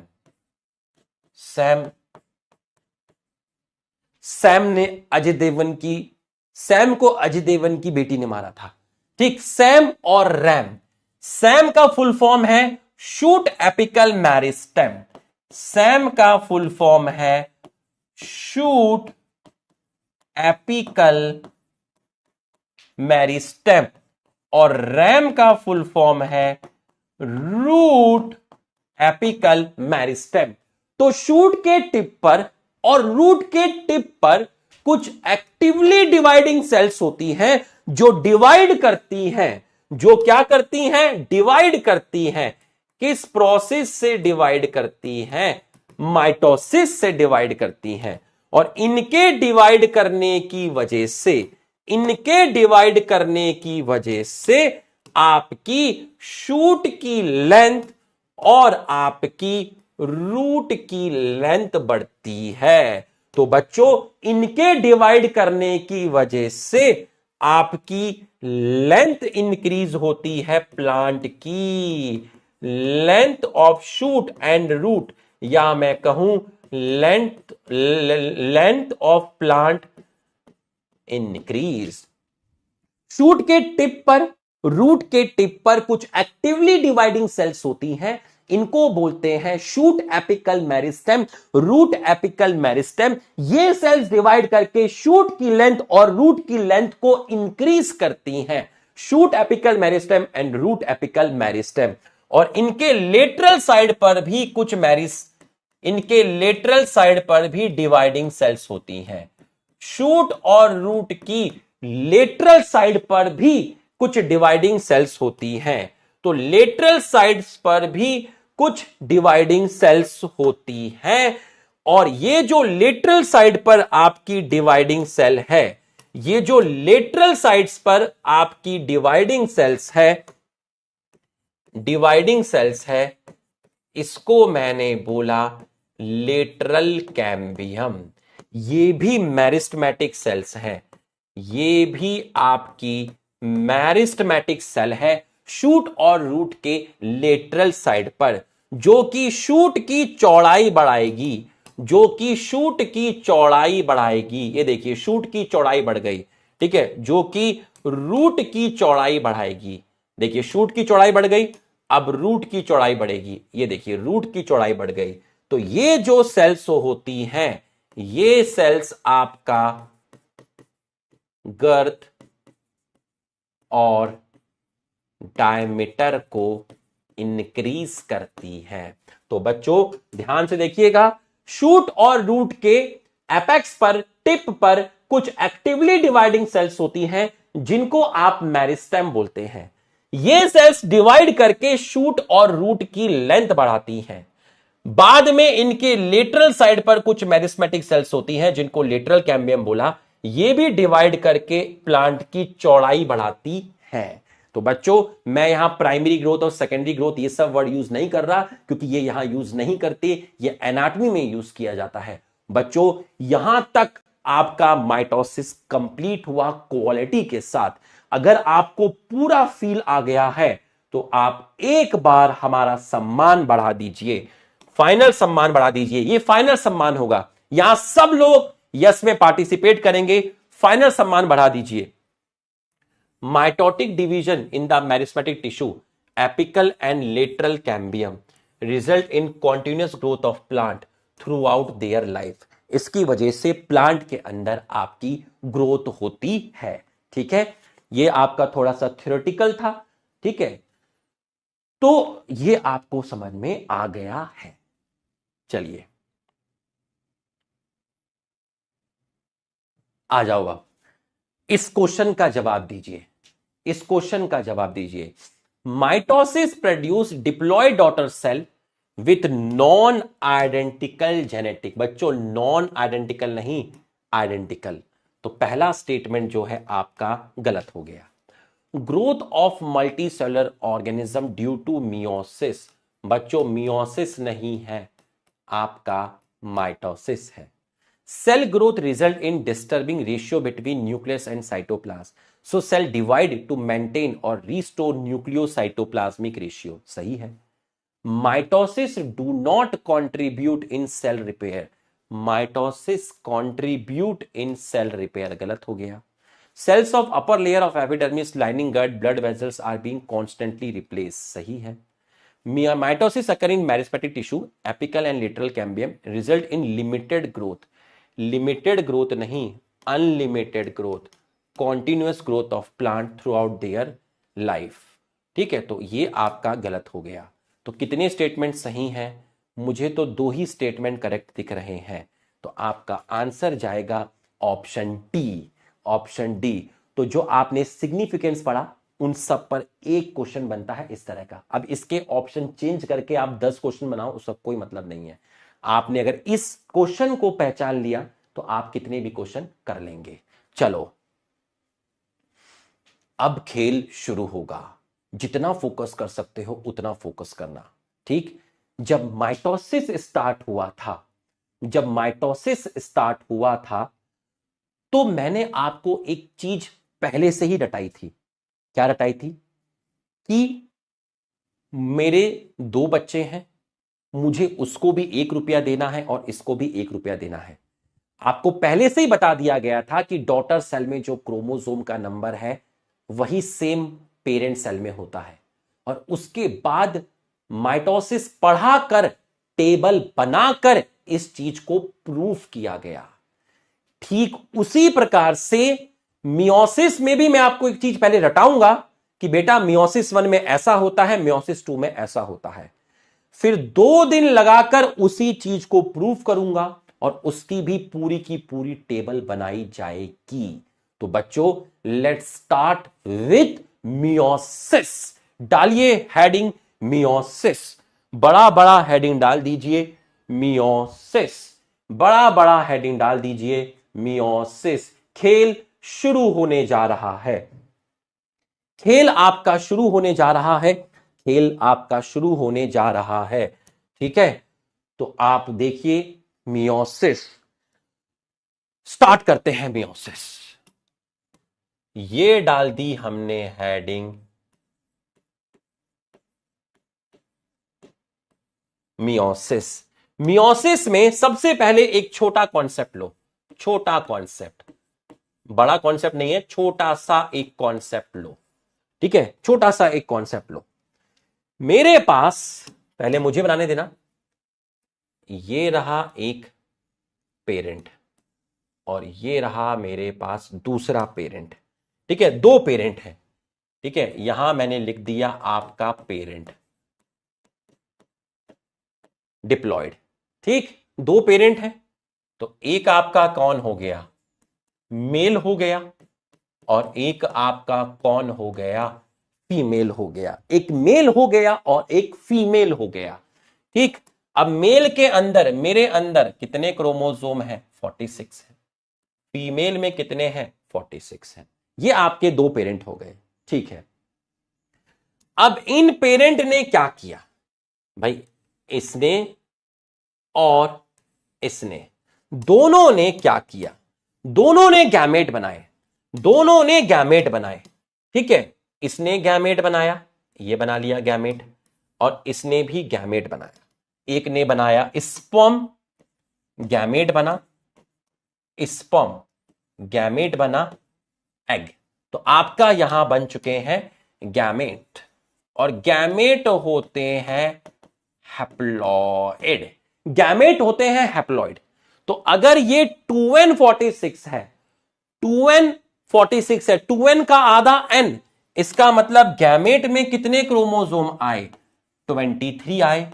यहां भी कितने आए? 23 आए। गैमेट बना, गैमेट का फॉर्मेशन हुआ बच्चों, गैमेट का फॉर्मेशन हुआ, और गैमेट के फॉर्मेशन को बोलते हैं गैमेटोजेनेसिस। गैमेटोजेनेसिस। और कैसा रिप्रोडक्शन है? मुझे तो सेक्सुअल लग रहा है। ठीक है, सेक्सुअल रिप्रोडक्शन है। तो ये जो गैमेटोजेनेसिस हुआ, गैमेट का फॉर्मेशन हुआ, ये जिस प्रोसेस से हुआ, ये जिस प्रोसेस से हुआ, उस प्रोसेस को बोलते हैं मियोसिस। उस प्रोसेस को बोलते हैं मियोसिस। तो गैमेट का फॉर्मेशन होता है मियोसिस से। अब देखिए मियोसिस ने क्या कर दिया, तूने ये क्या कर डाला मैं मर गई। ये देखो मियोसिस ने क्रोमोसोम के नंबर को हाफ कर दिया। एक डिप्लॉयड सेल में अगर मियोसिस होगा तो क्रोमोसोम का नंबर आधा हो जाएगा। तो मियोसिस पहली चीज क्या करता है, chromosome, reduce chromosome number two half. Reduce किया, किसको रिड्यूस किया, क्रोमोसोम नंबर को क्या कर दिया, क्या कर दिया, हाफ कर दिया।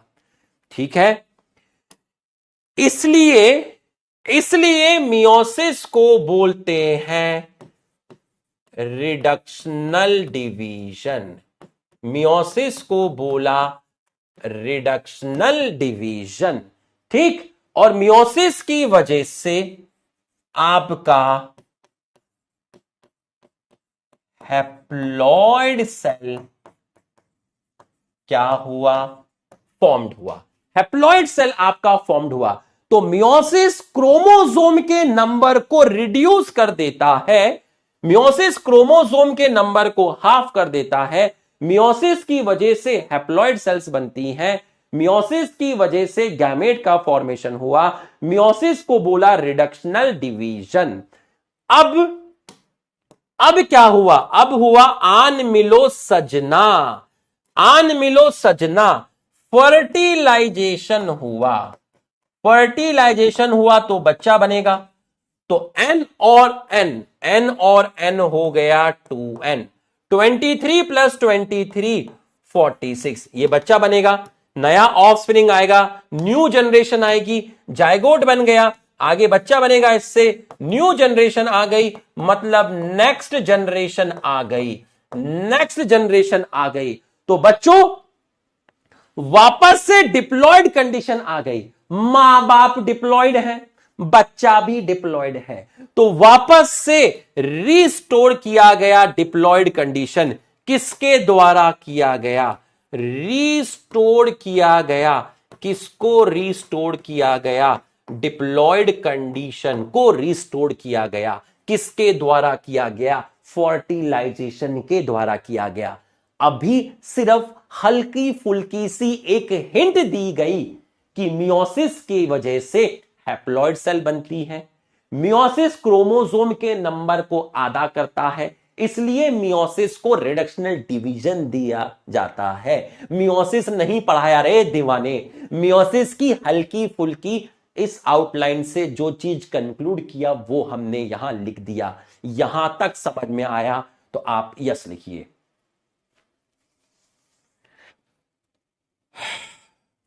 यहां तक अगर आपको समझ में आया तो सम्मान बढ़ाइए।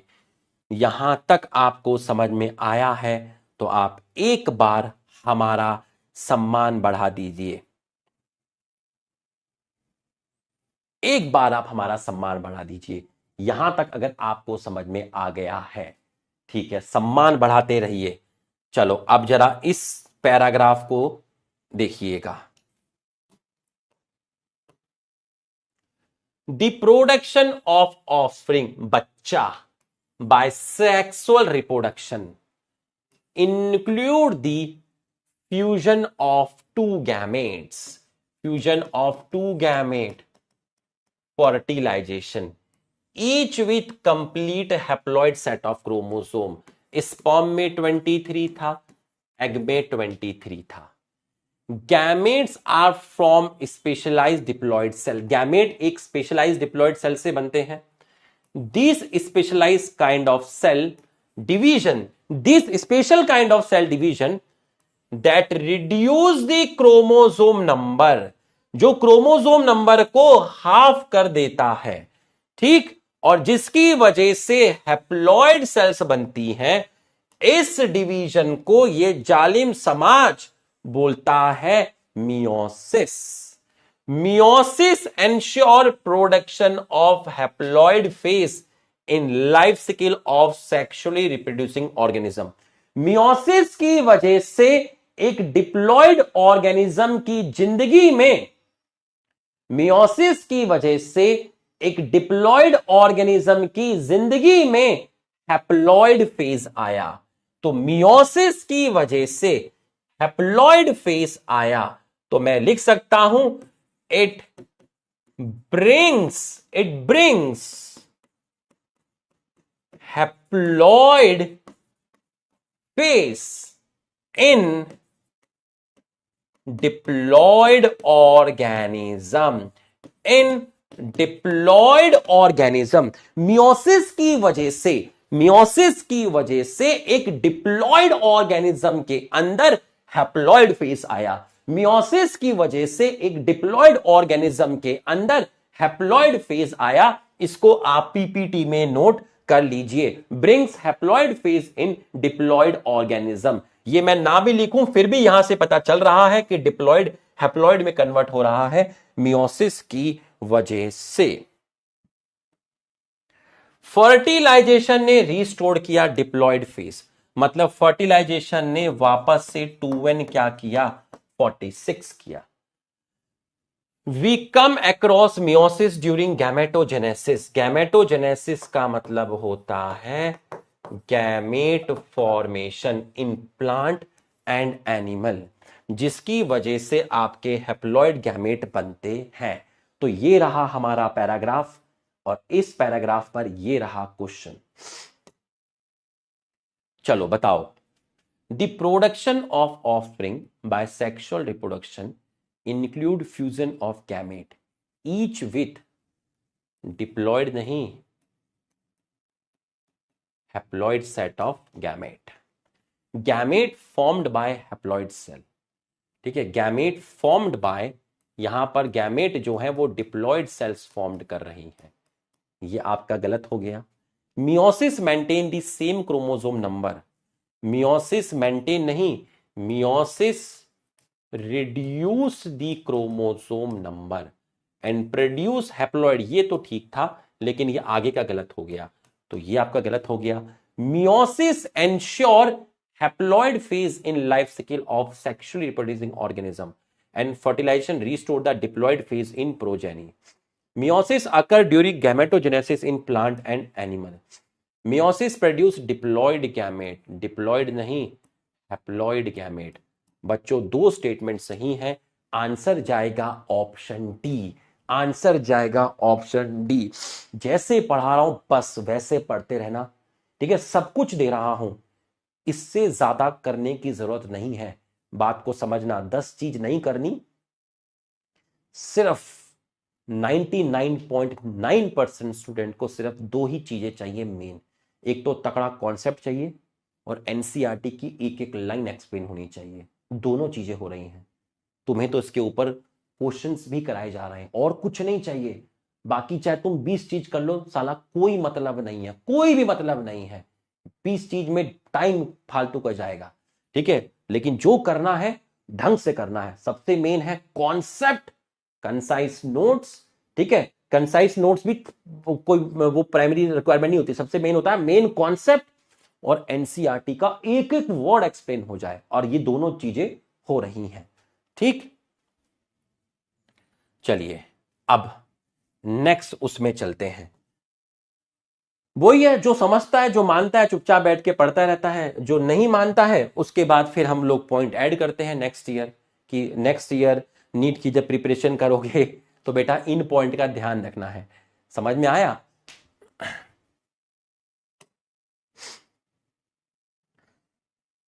आ जाओ।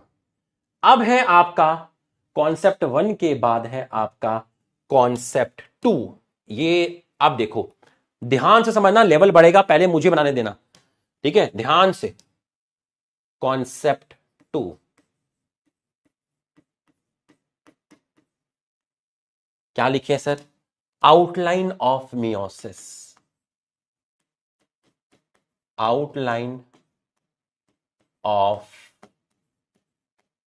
मियोसिस। जैसे मैंने माइटोसिस की आउटलाइन दी थी, G1S G2 फिर M हो गया था, और मैंने कहा था दोनों डॉटर सेल में जितना क्रोमोसोम है, जितना डीएनए है, उतना पेरेंट में रहेगा। एक आउटलाइन दी थी। उस आउटलाइन के बाद मैंने पढ़ाना स्टार्ट किया था इंटरफेस, G1S G2, फिर प्रोफेस, मेटाफेस, एनाफेस, टीलोफेस, उसको मैंने प्रूफ किया था। अब मैं यहां पर भी एक आउटलाइन दूंगा कि पूरे मियोसिस में क्या होता है। और उसी चीज को फ्राइडे सैटरडे तक प्रूफ करूंगा। तो पूरा अच्छे से फोकस करना, पूरा का पूरा अच्छे से। तरुण कायल, सॉरी सर ब्लॉक मत करना। अरे दीवाने, मैंने आज तक ऐसे में ब्लॉक नहीं करता हूं, ठीक है। ऐसा नहीं कि मैं कमेंट सेक्शन ब्लॉक नहीं करता हूं, करता हूं, ठीक है। बट किन किन का किया है वो बैठे होंगे यहां हाथ फोल्ड करके, ठीक है। लाऊंगा एक दिन लिस्ट, ठीक है। ऐसे नहीं करता हूं मैं, ताकत का गलत इस्तेमाल नहीं करता हूं मैं। बट तू भी तो चीज याद रखा कर, है। नींद आ रही है। अब तू मुझे ये बता, प्रोफेस, मेटाफेस, एनाफेस, टीलोफेस तगड़ा कॉन्सेप्ट था, समझा दिया। अब सिग्निफिकेंस ऑफ माइटोसिस थोड़ा थियोरेटिकल है, तो अब दो ही चीजें हो सकती हैं, छोड़ देता हूं उसको। जो मेन मेन चीज है मलाई मलाई, बस वो कॉन्सेप्ट समझा देता हूं। अबे उससे थोड़ी ना नीट की प्रिपरेशन होती है, उससे थोड़ी ना एक कंप्लीट टीचर तैयार होता है। एक टीचर तैयार होता है चीजों को सिंक्रोनाइज करने में, सीक्वेंस में, एनसीईआरटी को टू द पॉइंट कम शब्दों में एक्सप्लेन करने में। ये नहीं कि मेन मेन पढ़ा दिया, ये करा दिया, वो करा दिया, बाकी ये छूट गया ले लो अब। अरे दीवाने, बॉटनी इतनी डिफिकल्ट नहीं है जितना बाहर माहौल बना दिया गया है, ये है वो है। अरे कुछ नहीं है भाई, सिंपल देख क्या चीज है। एक डिसिप्लिन लेकर आ रहा हूं, बस उसी के अकॉर्डिंग चीजों को हम पढ़ा रहे हैं आपको। क्या हो रहा है, सिंपल पढ़ाया, कॉन्सेप्ट दिया, उसी चीज को एनसीईआरटी में दिखा के प्रूफ कर दिया, क्वेश्चन करा दिया, कुछ भी नहीं है यार, ठीक है। आजा, आउटलाइन ऑफ मियोसिस। अब मैं एक आउटलाइन दूंगा पूरे मियोसिस की, कि पूरे मियोसिस में किस तरीके से पढ़ाया जाएगा। 2 दिन लगाकर इसी को प्रूफ किया जाएगा। पहले आउटलाइन दूंगा, प्रूफ नहीं करूंगा, आउटलाइन दूंगा, और 2 दिन लगा के इसको प्रूफ कराया जाएगा। आ जाओ। तू कौन है? मैं समय हूं। मैं देख रहा हूं कि, देखिए, ये एक पेरेंट सेल है, ये एक पेरेंट सेल है। हे पेरेंट सेल, हां तू कैसी है? मैं डिप्लॉयड हूं। तू डिप्लॉयड है? हां। तेरे अंदर कितने क्रोमोसोम हैं? मान लीजिए, एज्यूम कर लीजिए, मैंने 30 कर लिए। तुम्हें 40 करना है 40 कर लो, 50 करना है 50 कर लो, 60 करना है 60 कर लो, 100 करना है 100 कर लो, जो करना है कर लो। मैंने 30 कर लिए कि मेरे पास एक सेल आई, अब वो मुझे कहती है आई वांट टू डिवाइड। एक सेल मेरे पास आई और वो मुझे कहती है आई वांट टू डिवाइड, मैं मियोसिस करना चाहती हूं। मैंने कहा take it easy, take it easy, take it easy. मैंने कहा अपने बारे में मुझे बताओ। कहती है मेरे अंदर 30 क्रोमोसोम है। मैंने कहा कोई संसार का नियम है कि 30 क्रोमोसोम वाली सेल डिवाइड करेगी? बोला नहीं। 40 मानना है 40 मान, 50 मानना है 50 मान, 100 मानना है 100 मान। स्वतंत्र देश में पैदा हुए हैं, जो तेरे को मांगता है वो मांग।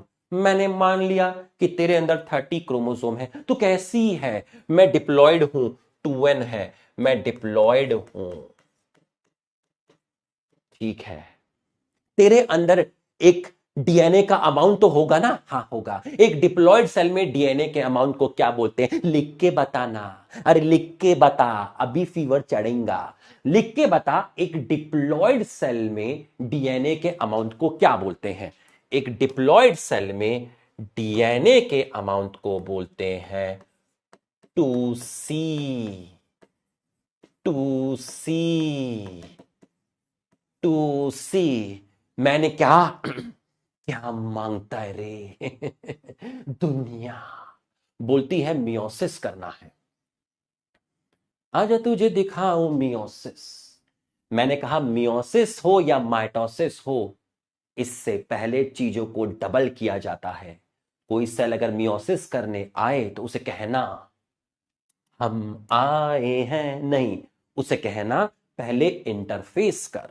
तो ये सेल पहले करेगी इंटरफेस।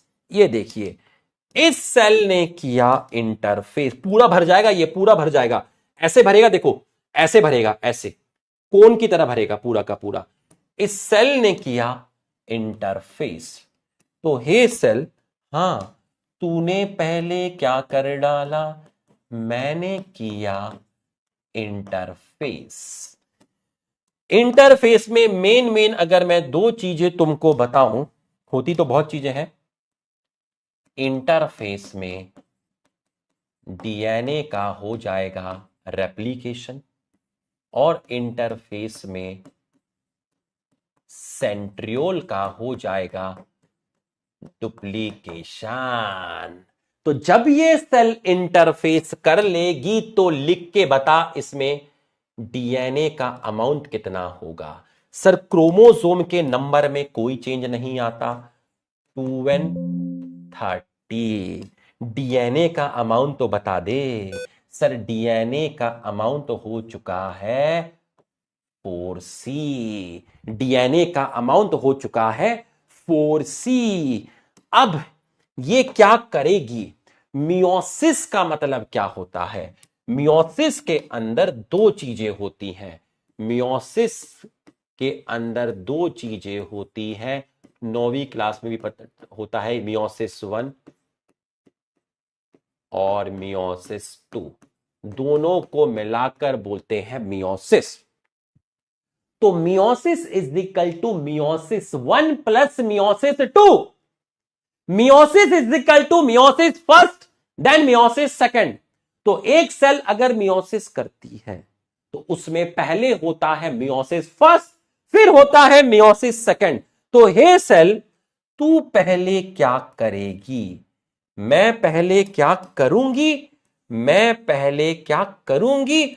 मुझसे पूछता है मैं पहले क्या करूंगी?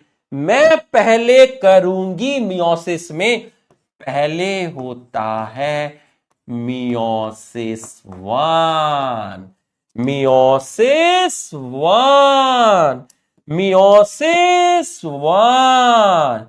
तो मियोसिस 1 के बाद कितनी सेल बनी? मियोसिस 1 के बाद सर 2 सेल बनी और दोनों के अंदर क्रोमोसोम आधे हो गए।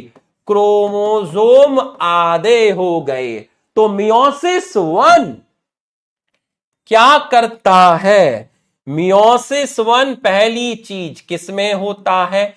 मियोसिस 1 होता है डिप्लॉयड सेल में।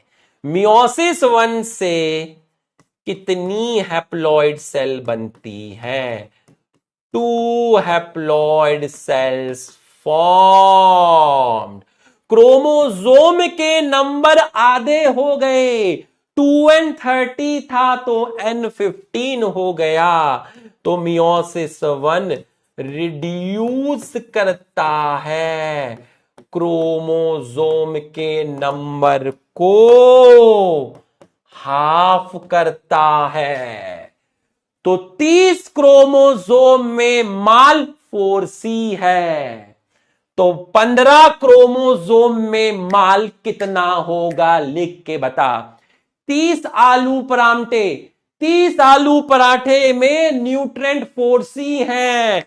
15 आलू पराठे में न्यूट्रेंट कितना होगा? 30 में 4c 15 में क्या? 30 में 4c 15 में क्या? 30 में 4c 15 में क्या? लिख के बता। 30 आलू पराठे में 4c न्यूट्रेंट है, तो 15 में न्यूट्रेंट कितना होगा? अरे 2c, अरे 2c। बहुत बढ़िया। ये और ये अभी आउटलाइन तैयार हो रही है, इसी चीज को 2 दिन लगा के प्रूफ किया जाएगा। तो मियोसिस 1 को ये जालिम समाज, ये बेदर्द दुनिया मियोसिस 1 को बोलती है ला ला ला ला ला ला ला ला ला ला ला रिडक्शनल डिवीजन। क्रोमोसोम के नंबर को तूने रिड्यूस कर डाला, रिडक्शनल डिवीजन। बच्चों यहां तक समझ में आया तो हमारे सम्मान बढ़ाने का समय आ गया है। जल्दी से अंजलि, अंजलि, अंजलि मैं मां से क्या कहूंगा? अंजलि, देव, देव मां समझ जाएगी। देव, देव मां समझ जाएगी। मां, मां अंजलि ने कहा तू समझ जाएगी। मां, मां, मां। तो यहां तक तुम्हें समझ में आ गया है। यहां अरे वो नशा ही क्या जो एकदम से चढ़ जाए धीरे धीरे चढ़ेगा ना, वाह वाह, ठीक है। तो यहां तक तुम्हें समझ में आ गया है। इसी चीज को प्रूफ किया जाएगा फ्राइडे और सैटरडे में 2 दिन लगा के, 2 दिन लगा के। अब मियोसिस 1 ने 2 सेल बना ली। मियोसिस 1 के बाद आपका होता है मियोसिस 2, आपका होता है मियोसिस 2। आप वेलकम टू हेल, मियोसिस 2, ठीक। तो अब तू क्या करेगी? मियोसिस 1 के बाद सेल कहती है कि मैं थोड़ा सा थक गई हूं, मैं थोड़ा सा थक गई हूं, थोड़ा सा मुझे ब्रेक दे दो। मियोसिस 1 के बाद सेल कहती है मुझे थोड़ा सा ब्रेक दे दो। मतलब सेल कहती है कि मुझे एक गैप दे दो, मैं थक गई हूं, मैं थक गई हूं, मुझे एक गैप दे दो। गैप को बोलते हैं इंटरकाइनेसिस। तो इंटरकाइनेसिस क्या है? इंटरकाइनेसिस क्या है? इंटरकाइनेसिस एक गैप है। किसके बीच में? मियोसिस 1 और मियोसिस 2 के बीच में एक गैप है। मियोसिस 1 खत्म होने के बाद जो 2 सेल बनती हैं वो एक शॉर्ट टाइम के लिए थोड़ा सा रुक जाती हैं। मियोसिस 1 और मियोसिस 2 के बीच में एक गैप है, इंटरकाइनेसिस। मियोसिस 1 खत्म होने के बाद सेल एक पीरियड में जाती है, एक फेज में जाती है, जिसको बोलते हैं इंटरकाइनेसिस। थोड़े टाइम के लिए जाती है, जिसके अंदर सेंट्रियोल का डुप्लीकेशन हुआ, सेंट्रियोल का डुप्लीकेशन हुआ, बट डीएनए का रेप्लीकेशन नहीं हुआ, बट नो डीएनए रेप्लीकेशन।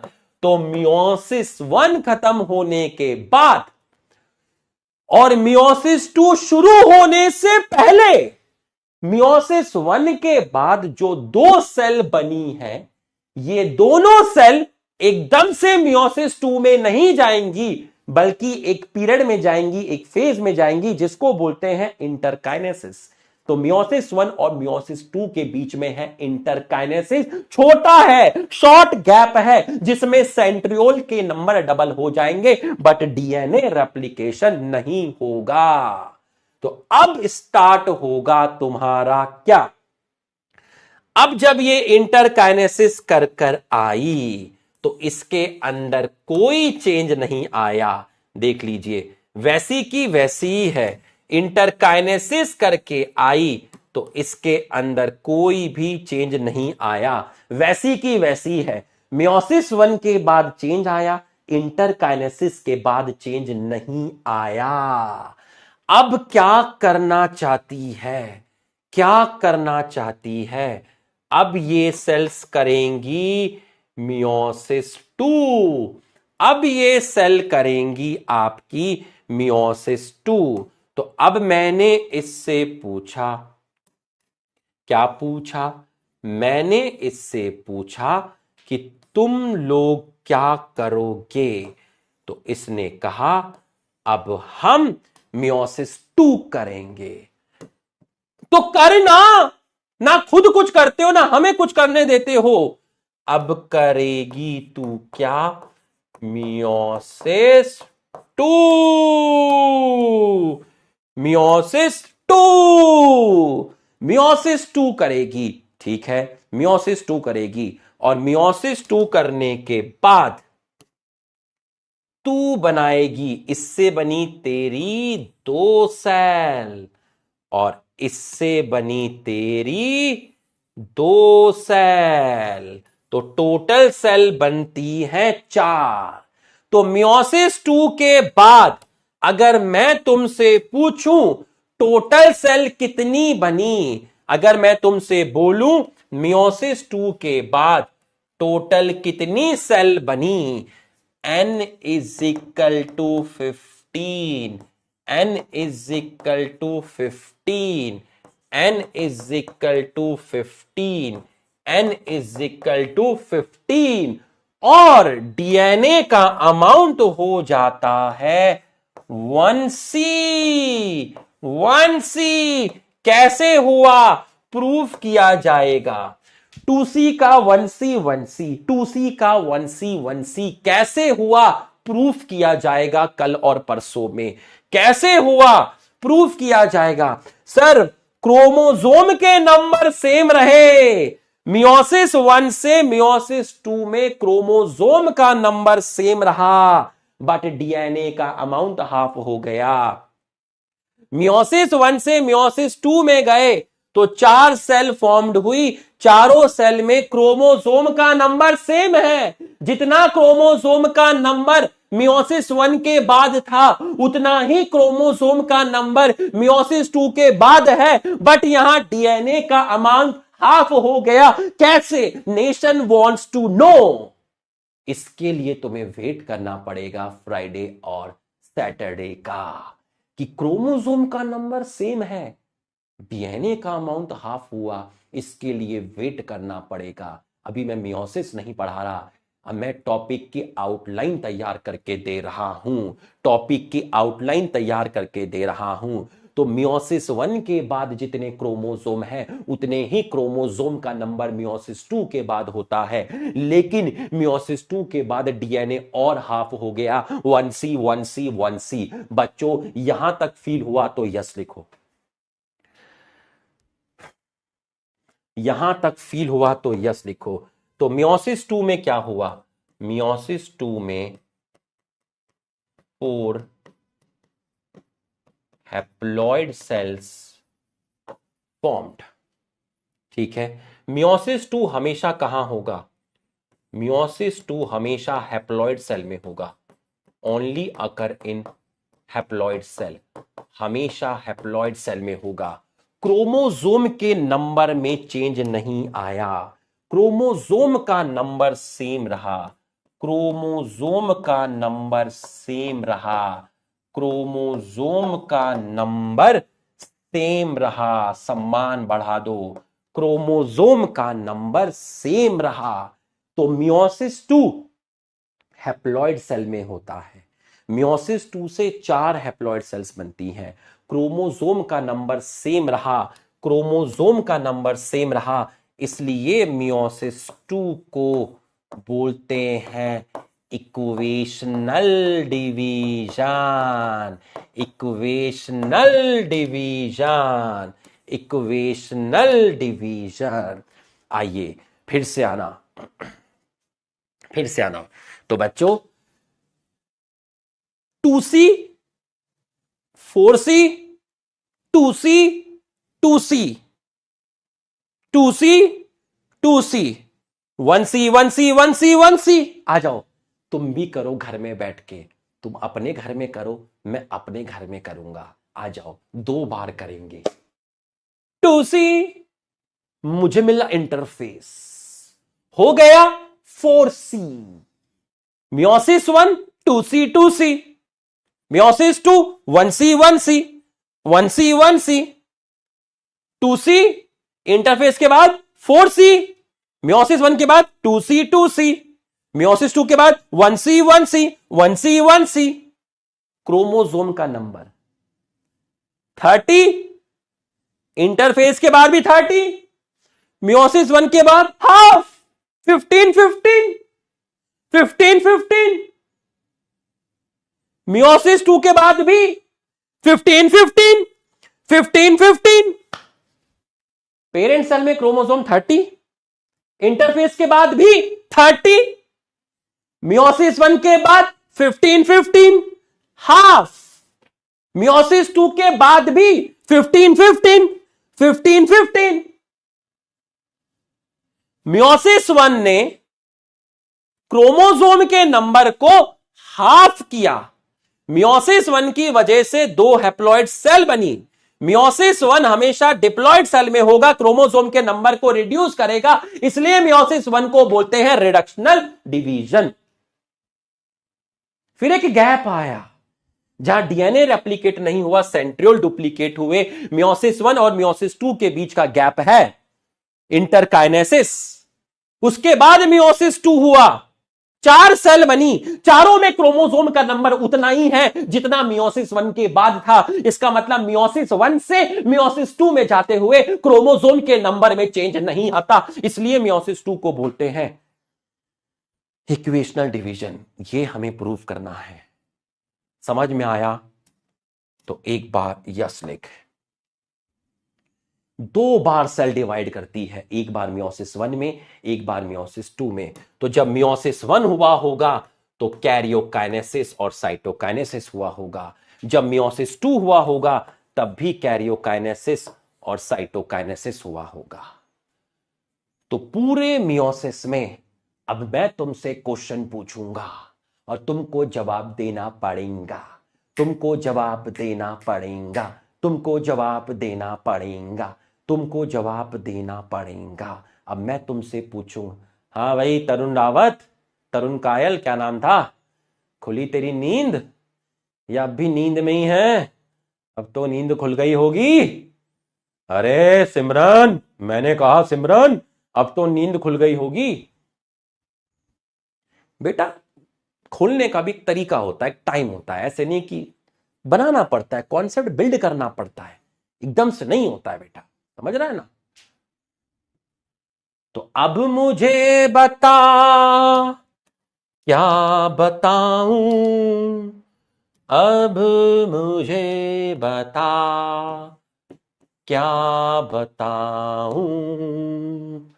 कल की क्लास प्रलय होगी, प्रलय तबाही होगी, तुम खुद फील करो। कल की क्लास के लिए आज माहौल बनाया जा रहा है, फाउंडेशन तैयार किया जा रहा है। कल तो मियोसिस खोल के रख दूंगा साइड में, देख लेना जितना मर्जी देखना है।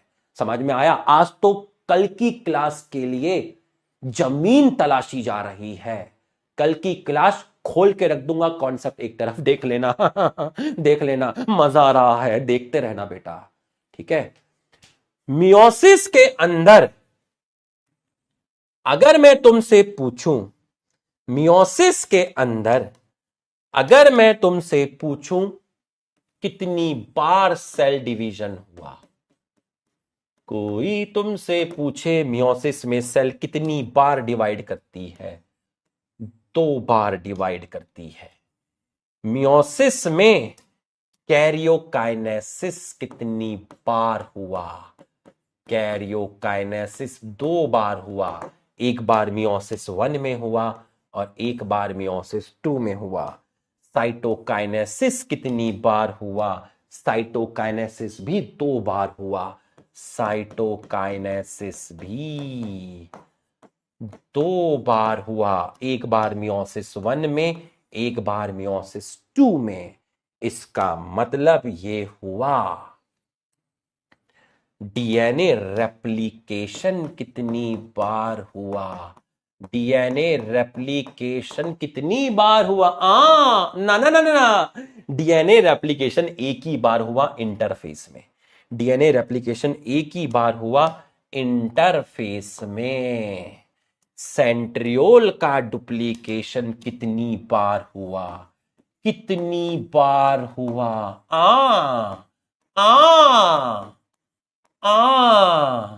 सेंट्रियोल का डुप्लीकेशन ऐसा लगा जैसे सेम सेम, ऐसा लगा जैसे सेम सेम, ऐसा लगा जैसे सेम सेम। सेंट्रियोल का डुप्लीकेशन कितनी बार हुआ? 2 बार हुआ। तो मैं कह सकता हूं कि single cycle of DNA replication and 2 cycle of nuclear division, single cycle of DNA replication and 2 cycle of nuclear division, 2 cycle of nuclear division. तो एनसीईआरटी में उसके बाद वाला जो पैराग्राफ है उसमें मैंने हर चीज समझा दी, बस एक लाइन बची हुई है, 2 लाइन बची हुई है जो अभी नहीं समझा सकते। वो तभी समझाएंगे जब मियोसिस स्टार्ट करेंगे। कौन सी लाइन बची हुई है? होमोलोगस क्रोमोसोम वाली। आजा जरा, आजा तुझे दिखा दूं तमंचे पे डिस्को, आजा आजा आजा आजा। देख ले, meiosis involve two sequential cycle of nuclear and cell division. अपना पढ़ाना एकदम सीक्वेंस में होता है, तरीके से होता है। समझ में आया? Called meiosis 1, meiosis 2। कितनी बार न्यूक्लियर डिवीजन हुआ? कितनी बार कैरियोकाइनेसिस हुआ? 2 बार। कितनी बार कैरियोकाइनेसिस हुआ? 2 बार। कितनी बार सेल डिवाइड हुई? 2 बार। Single cycle of DNA replication, एक बार डीएनए रेप्लिकेशन हुआ। मियोसिस 1 तभी होगा जब पेरेंटल क्रोमोसोम रेप्लिकेट करेंगे। पेरेंटल क्रोमोसोम क्या रेप्लिकेट? पेरेंटल क्रोमोसोम का रेप्लिकेशन का सच मतलब क्या है? डीएनए का रेप्लिकेशन होगा। और कब होगा? कब होगा? इंटरफेस में होगा। इंटरफेस के बाद ही, इंटरफेस के बाद ही तो मियोसिस 1 स्टार्ट हुआ था। इंटरफेस में पहले डीएनए रेप्लिकेट करेगा, उसको लिखा हुआ है chromosome duplicate. Chromosome duplicate DNA के रेस्पेक्ट में बोला है। उसके बाद स्टार्ट होगा मियोसिस 1। उसके बाद स्टार्ट होगा meiosis 1 to produce identical system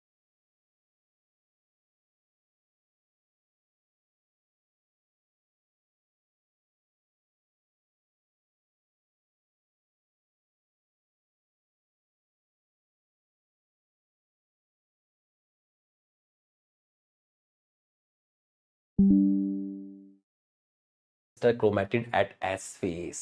same जैसे माइटोसिस का इंटरफेस था, वैसे ही मियोसिस का इंटरफेस होगा। सेम, जब डीएनए रेप्लिकेशन होगा तो एक क्रोमोसोम में 2 क्रोमेटिड बन जाएगी। दीवाने, दोनों सिस्टर क्रोमेटिड तो कहलाएंगी। माइटोसिस में क्या हुआ था? माइटोसिस में G1 में एक क्रोमोसोम में कितना क्रोमेटिड था? 1 था। एस फेस में डीएनए रेप्लिकेशन होके एक क्रोमोसोम में कितना क्रोमेटिड था? 2 था। सेम यहीं पर होगा। एस फेस में डीएनए रेप्लिकेशन हो जाएगा तो उसके बाद एक क्रोमोसोम में 2 क्रोमेटिड आ जाएंगी। 2 क्रोमेटिड आ जाएंगी। ये है जो अभी हमने नहीं पढ़ा है। ये है जो अभी हमने नहीं पढ़ा है। 4 haploid cells form at the end of meiosis 2। बच्चों, यहां तक की पढ़ाई अगर आपको समझ में आई है तो आप हमारे सम्मान में यस लिख दीजिए। यहां तक की पढ़ाई आपको समझ में आई तो एक बार हमारे सम्मान में यस लिख दीजिए। जल्दी से यस लिख दीजिए।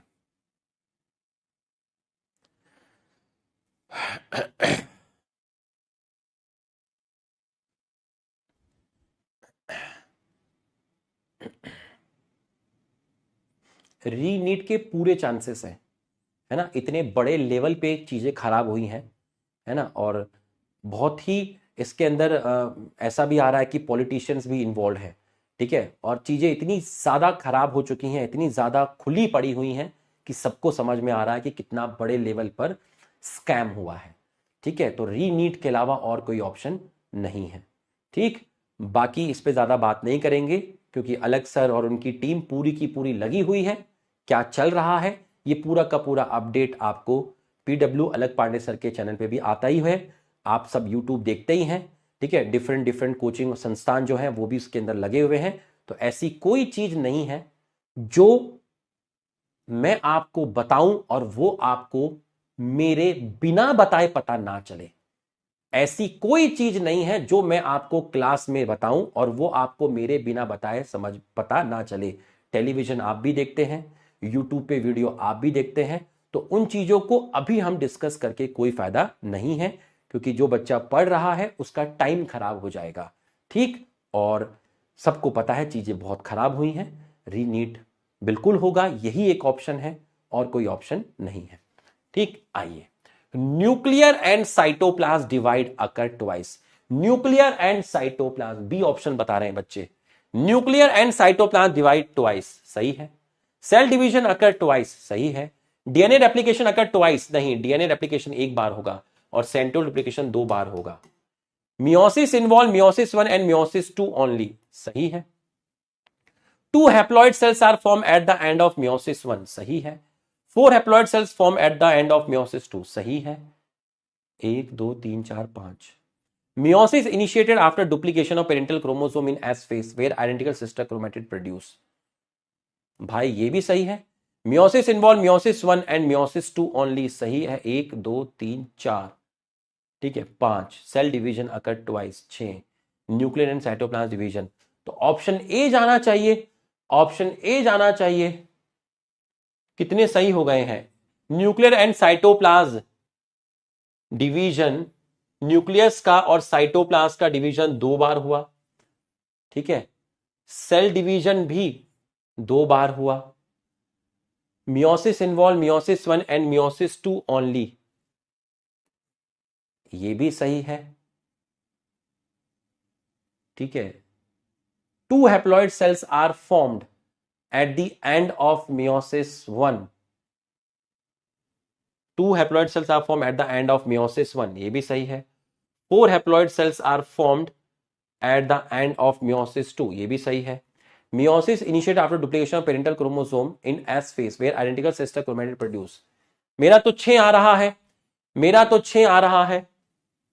Meiosis involve meiosis 1 and meiosis 2 only, ठीक है। Meiosis involve meiosis 1 and meiosis 2 only.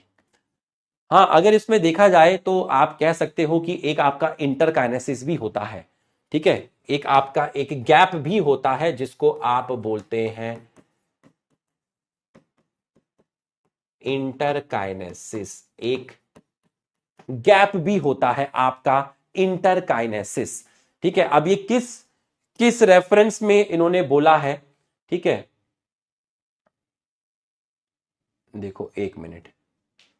Meiosis involve two sequence cycle nuclear division called meiosis और meiosis 2, but only a single cycle of DNA replication, ठीक है। तो आप इस चीज को, मियोसिस के अंदर 2 है आपका न्यूक्लियर और सेल डिवीजन, तो आप इसको गलत मान लीजिए, है ना, क्योंकि मियोसिस होने से पहले आपका क्या बोलते हैं डीएनए रेप्लिकेशन भी होगा, इंटरफेस भी होगा। कोई सेल डायरेक्टली आपका मियोसिस नहीं करेगी, ठीक है। तो आप ये गैप को भी इंक्लूड कर लीजिए, तो आप इसको गलत मान लीजिए। Meiosis involve meiosis 1 and 2 only, only लिखा हुआ है, तो यहां थोड़ी सी गड़बड़ है, ठीक है। इंटरकाइनेसिस होगा आपका, ये गैप आएगा आपका, ठीक है। तो आपका जो जाएगा 1 2 3 4 5, तो अब आपका जाएगा ऑप्शन बी, आपका जाएगा ऑप्शन बी।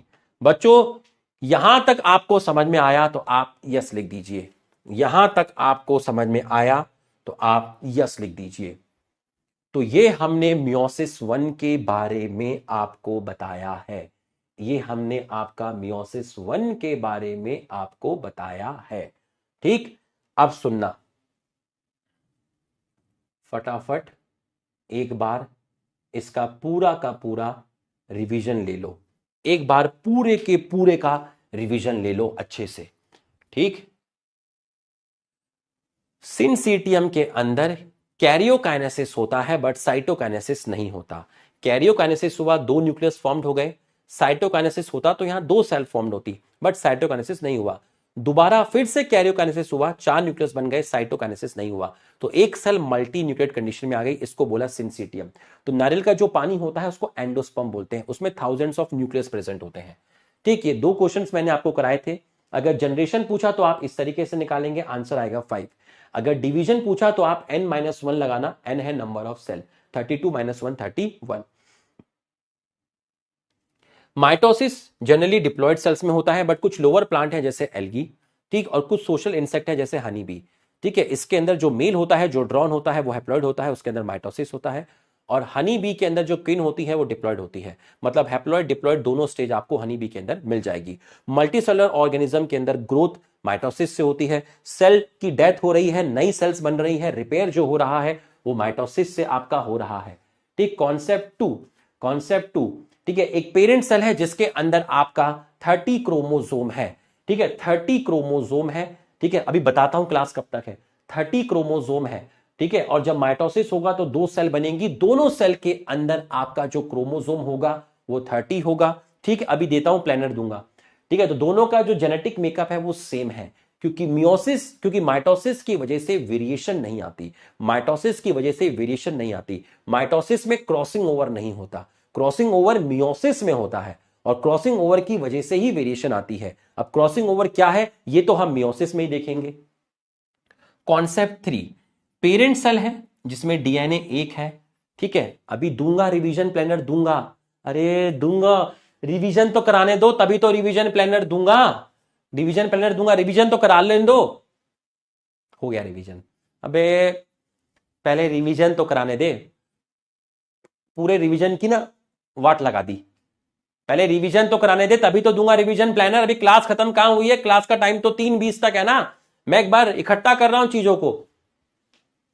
डीएनए है एक, साइटोप्लाज्म में ऑर्गेनिल मान लीजिए 10 है, इंटरफेस में चीजें डबल हुई, न्यूक्लियोसाइटोप्लाज्मिक रेशियो डिस्टर्ब हो गए, माइटोसिस की वजह से वापस से चीजें वैसे ही होगी जैसे पेरेंट सेल में थी, मतलब न्यूक्लियोसाइटोप्लाज्मिक रेशियो रिस्टोर हो गया। स्किन की अपर लेयर एपिडर्मिस, यहां की सेल्स डेड होती रहती हैं, ठीक है। Inner lining of gut, stomach की अंदर वाली जो सेल्स होती हैं वो एचसीएल की वजह से डैमेज होती रहती है, वहां पर भी नई सेल्स फॉर्म होती हैं। ब्लड सेल्स भी एक टाइम के बाद आपकी रिप्लेस होती रहती हैं, ठीक। शूट की टिप और रूट की टिप पर एक्टिवली डिवाइडिंग सेल्स है जिनको मेरिस्टेमेटिक सेल्स बोलते हैं, ठीक, जिसको आप बोलते हैं शूट की टिप पर मिलेगी शूट एपिकल मेरिस्टेम, रूट के टिप पे मिलेगी रूट एपिकल मेरिस्टेम। टिप पर मिला, एपेक्स पे मिला, तो इसको आपने बोल दिया एपिकल मेरिस्टेम। शूट के टिप पर मिला शूट एपिकल मेरिस्टेम, रूट के टिप पर मिला रूट एपिकल मेरिस्टेम। यहां की सेल्स डिवाइड करके शूट और रूट की लेंथ को बढ़ाती हैं, ठीक, और उसके बाद रूट और शूट की लेटरल साइड पर जो मेरिस्मेटिक सेल्स है उनको लेटरल कैम्बियम बोलते हैं, जो प्लांट की रूट की शूट की गर्थ बढ़ाता है, डायमीटर बढ़ाता है। मियोसिस, मियोसिस में आपको बताया दो पेरेंट थे, मेल और फीमेल, लुक्खा और लुक्खी, सेक्सुअल रिप्रोडक्शन हुआ, गैमेट फॉर्मेशन हुआ, प्रोसेस को गैमेटोजेनेसिस बोला।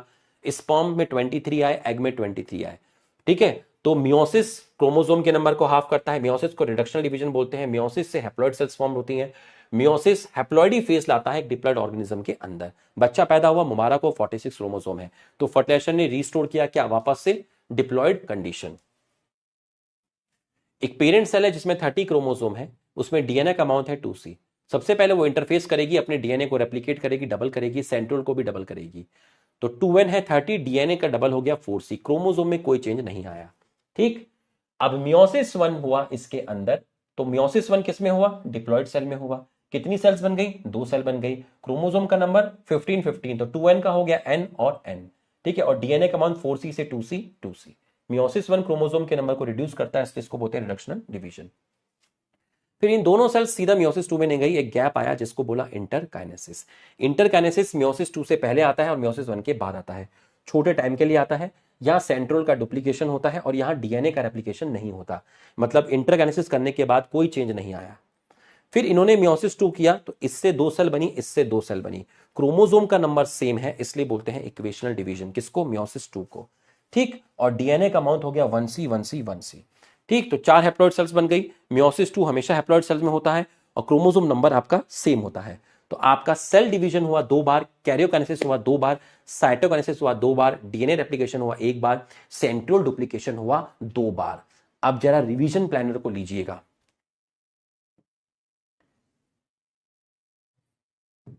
आज की क्लास मैंने लाइट रखी है ना, क्योंकि कल तबाही आने वाली है, ठीक है। और कल की क्लास में खींचूंगा 3:30 बजे, 3:20 तक खींचूंगा पूरा का पूरा।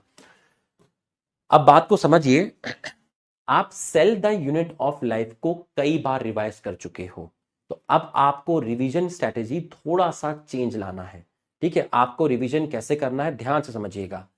आप पूरे सेल के अंदर जितने भी टॉपिक हैं, उन टॉपिक के अंदर अगर मैं आपसे बात करूं सेल यूनिट ऑफ लाइफ को आप बहुत बार रिवाइज कर चुके हो, ठीक है। अब इसके अंदर जो भी टॉपिक है, ठीक है, जितने भी टॉपिक हैं उसको आप, जैसे मान लीजिए इसके अंदर है माइटोकॉन्ड्रिया, तो अब आप इस माइटोकॉन्ड्रिया को टॉपिक को 2 पार्ट में पढ़ेंगे, 2 पार्ट में डिवाइड करेंगे। इसके अंदर 80% चीज और 20% चीज, 80% चीज ऐसी है जो आप कभी नहीं भूलोगे, अब कभी नहीं भूलोगे, ठीक है। और 20% चीज है जो आप हर 1 महीने या 2 महीने के अंदर आप 20% चीज ऐसी है जो आप 2 और 3 मंथ्स में भूल जाते हो अगर आप इसको रिवाइज नहीं करोगे। तो हम गलती क्या करते हैं कि हर टॉपिक का 80% हमें आता है और 20% हमें नहीं आता। तो हम हमेशा उस 20% को स्ट्रॉन्ग करने के लिए 80% भी पढ़ते हैं, जिसकी वजह से हमारा टाइम भी कंज्यूम होता है और जो मेहनत हमें सिर्फ 20% पे करनी थी वो मेहनत हमारी 80% पे बट गई। 80 + 20 100 जगह 100% पे वो मेहनत बट गई। तो 20% रिवाइज करने के लिए हम 80% को भी दोबारा पढ़ते हैं, टाइम कंज्यूम होता है और हमारी ताकत बट जाती है। तो अब हमें इस 20% को आपका स्ट्रॉन्ग करना है। जैसे माइटोकॉन्ड्रिया हो गया, आप सबको पता है mitochondria powerhouse of cell है। ठीक है, यहां पर एरोबिक रेस्पिरेशन होता है। ठीक है, इसकी 2 मेम्ब्रेन होती है। इसको आप रिवाइज नहीं भी करोगे तब भी आपको पता रहेगा 2 मेम्ब्रेन होती है। अगर आप रिवाइज नहीं भी करोगे तो आपको पता रहेगा। आपको मालूम है कि जो इनर मेम्ब्रेन होती है वो क्रिस्टे बनाती है। तो ऐसी चीजें बहुत सारी हैं उसके अंदर जो आपको मालूम है। ये एक सिलेंड्रिकल है, ये आपको मालूम है। ठीक है, आपको 20% पे फोकस करना है। जैसे कि आप हर 1 महीने में भूल जाते हो इसका डायमीटर। आपको याद करना है कि आउटर मेम्ब्रेन ज्यादा परमिएबल क्यों है। रीजन है इसमें पोरिन्स होता है। आपको याद करना है कि एनसीईआरटी में माइटोकॉन्ड्रिया के अंदर एक डीएनए लिखा है या बहुत सारे डीएनए लिखे हैं।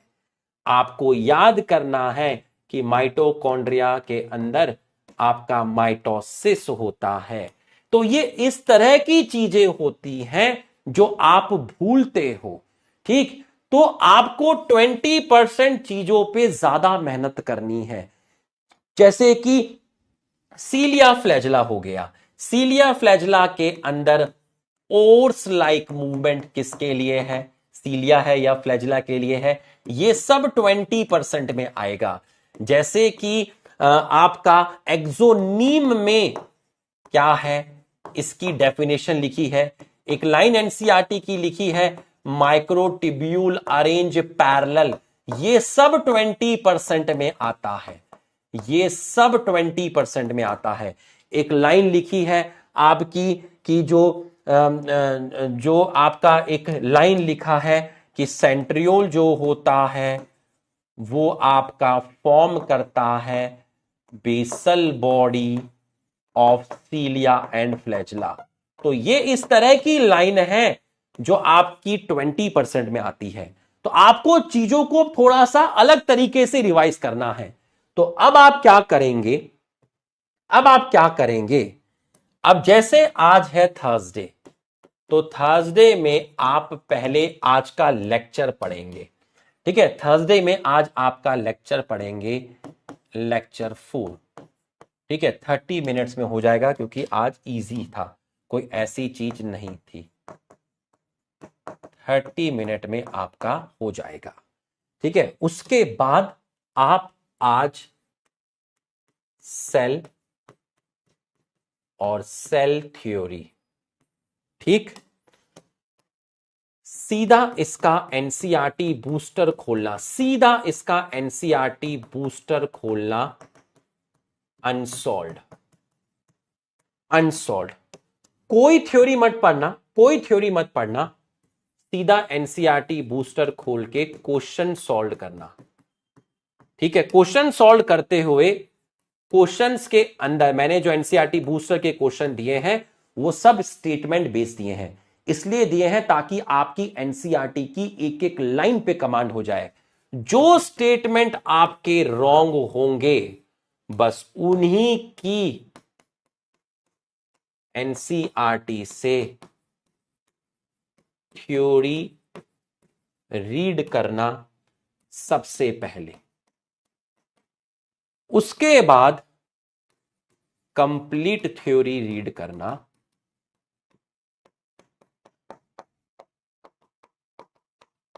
एनसीईआरटी से।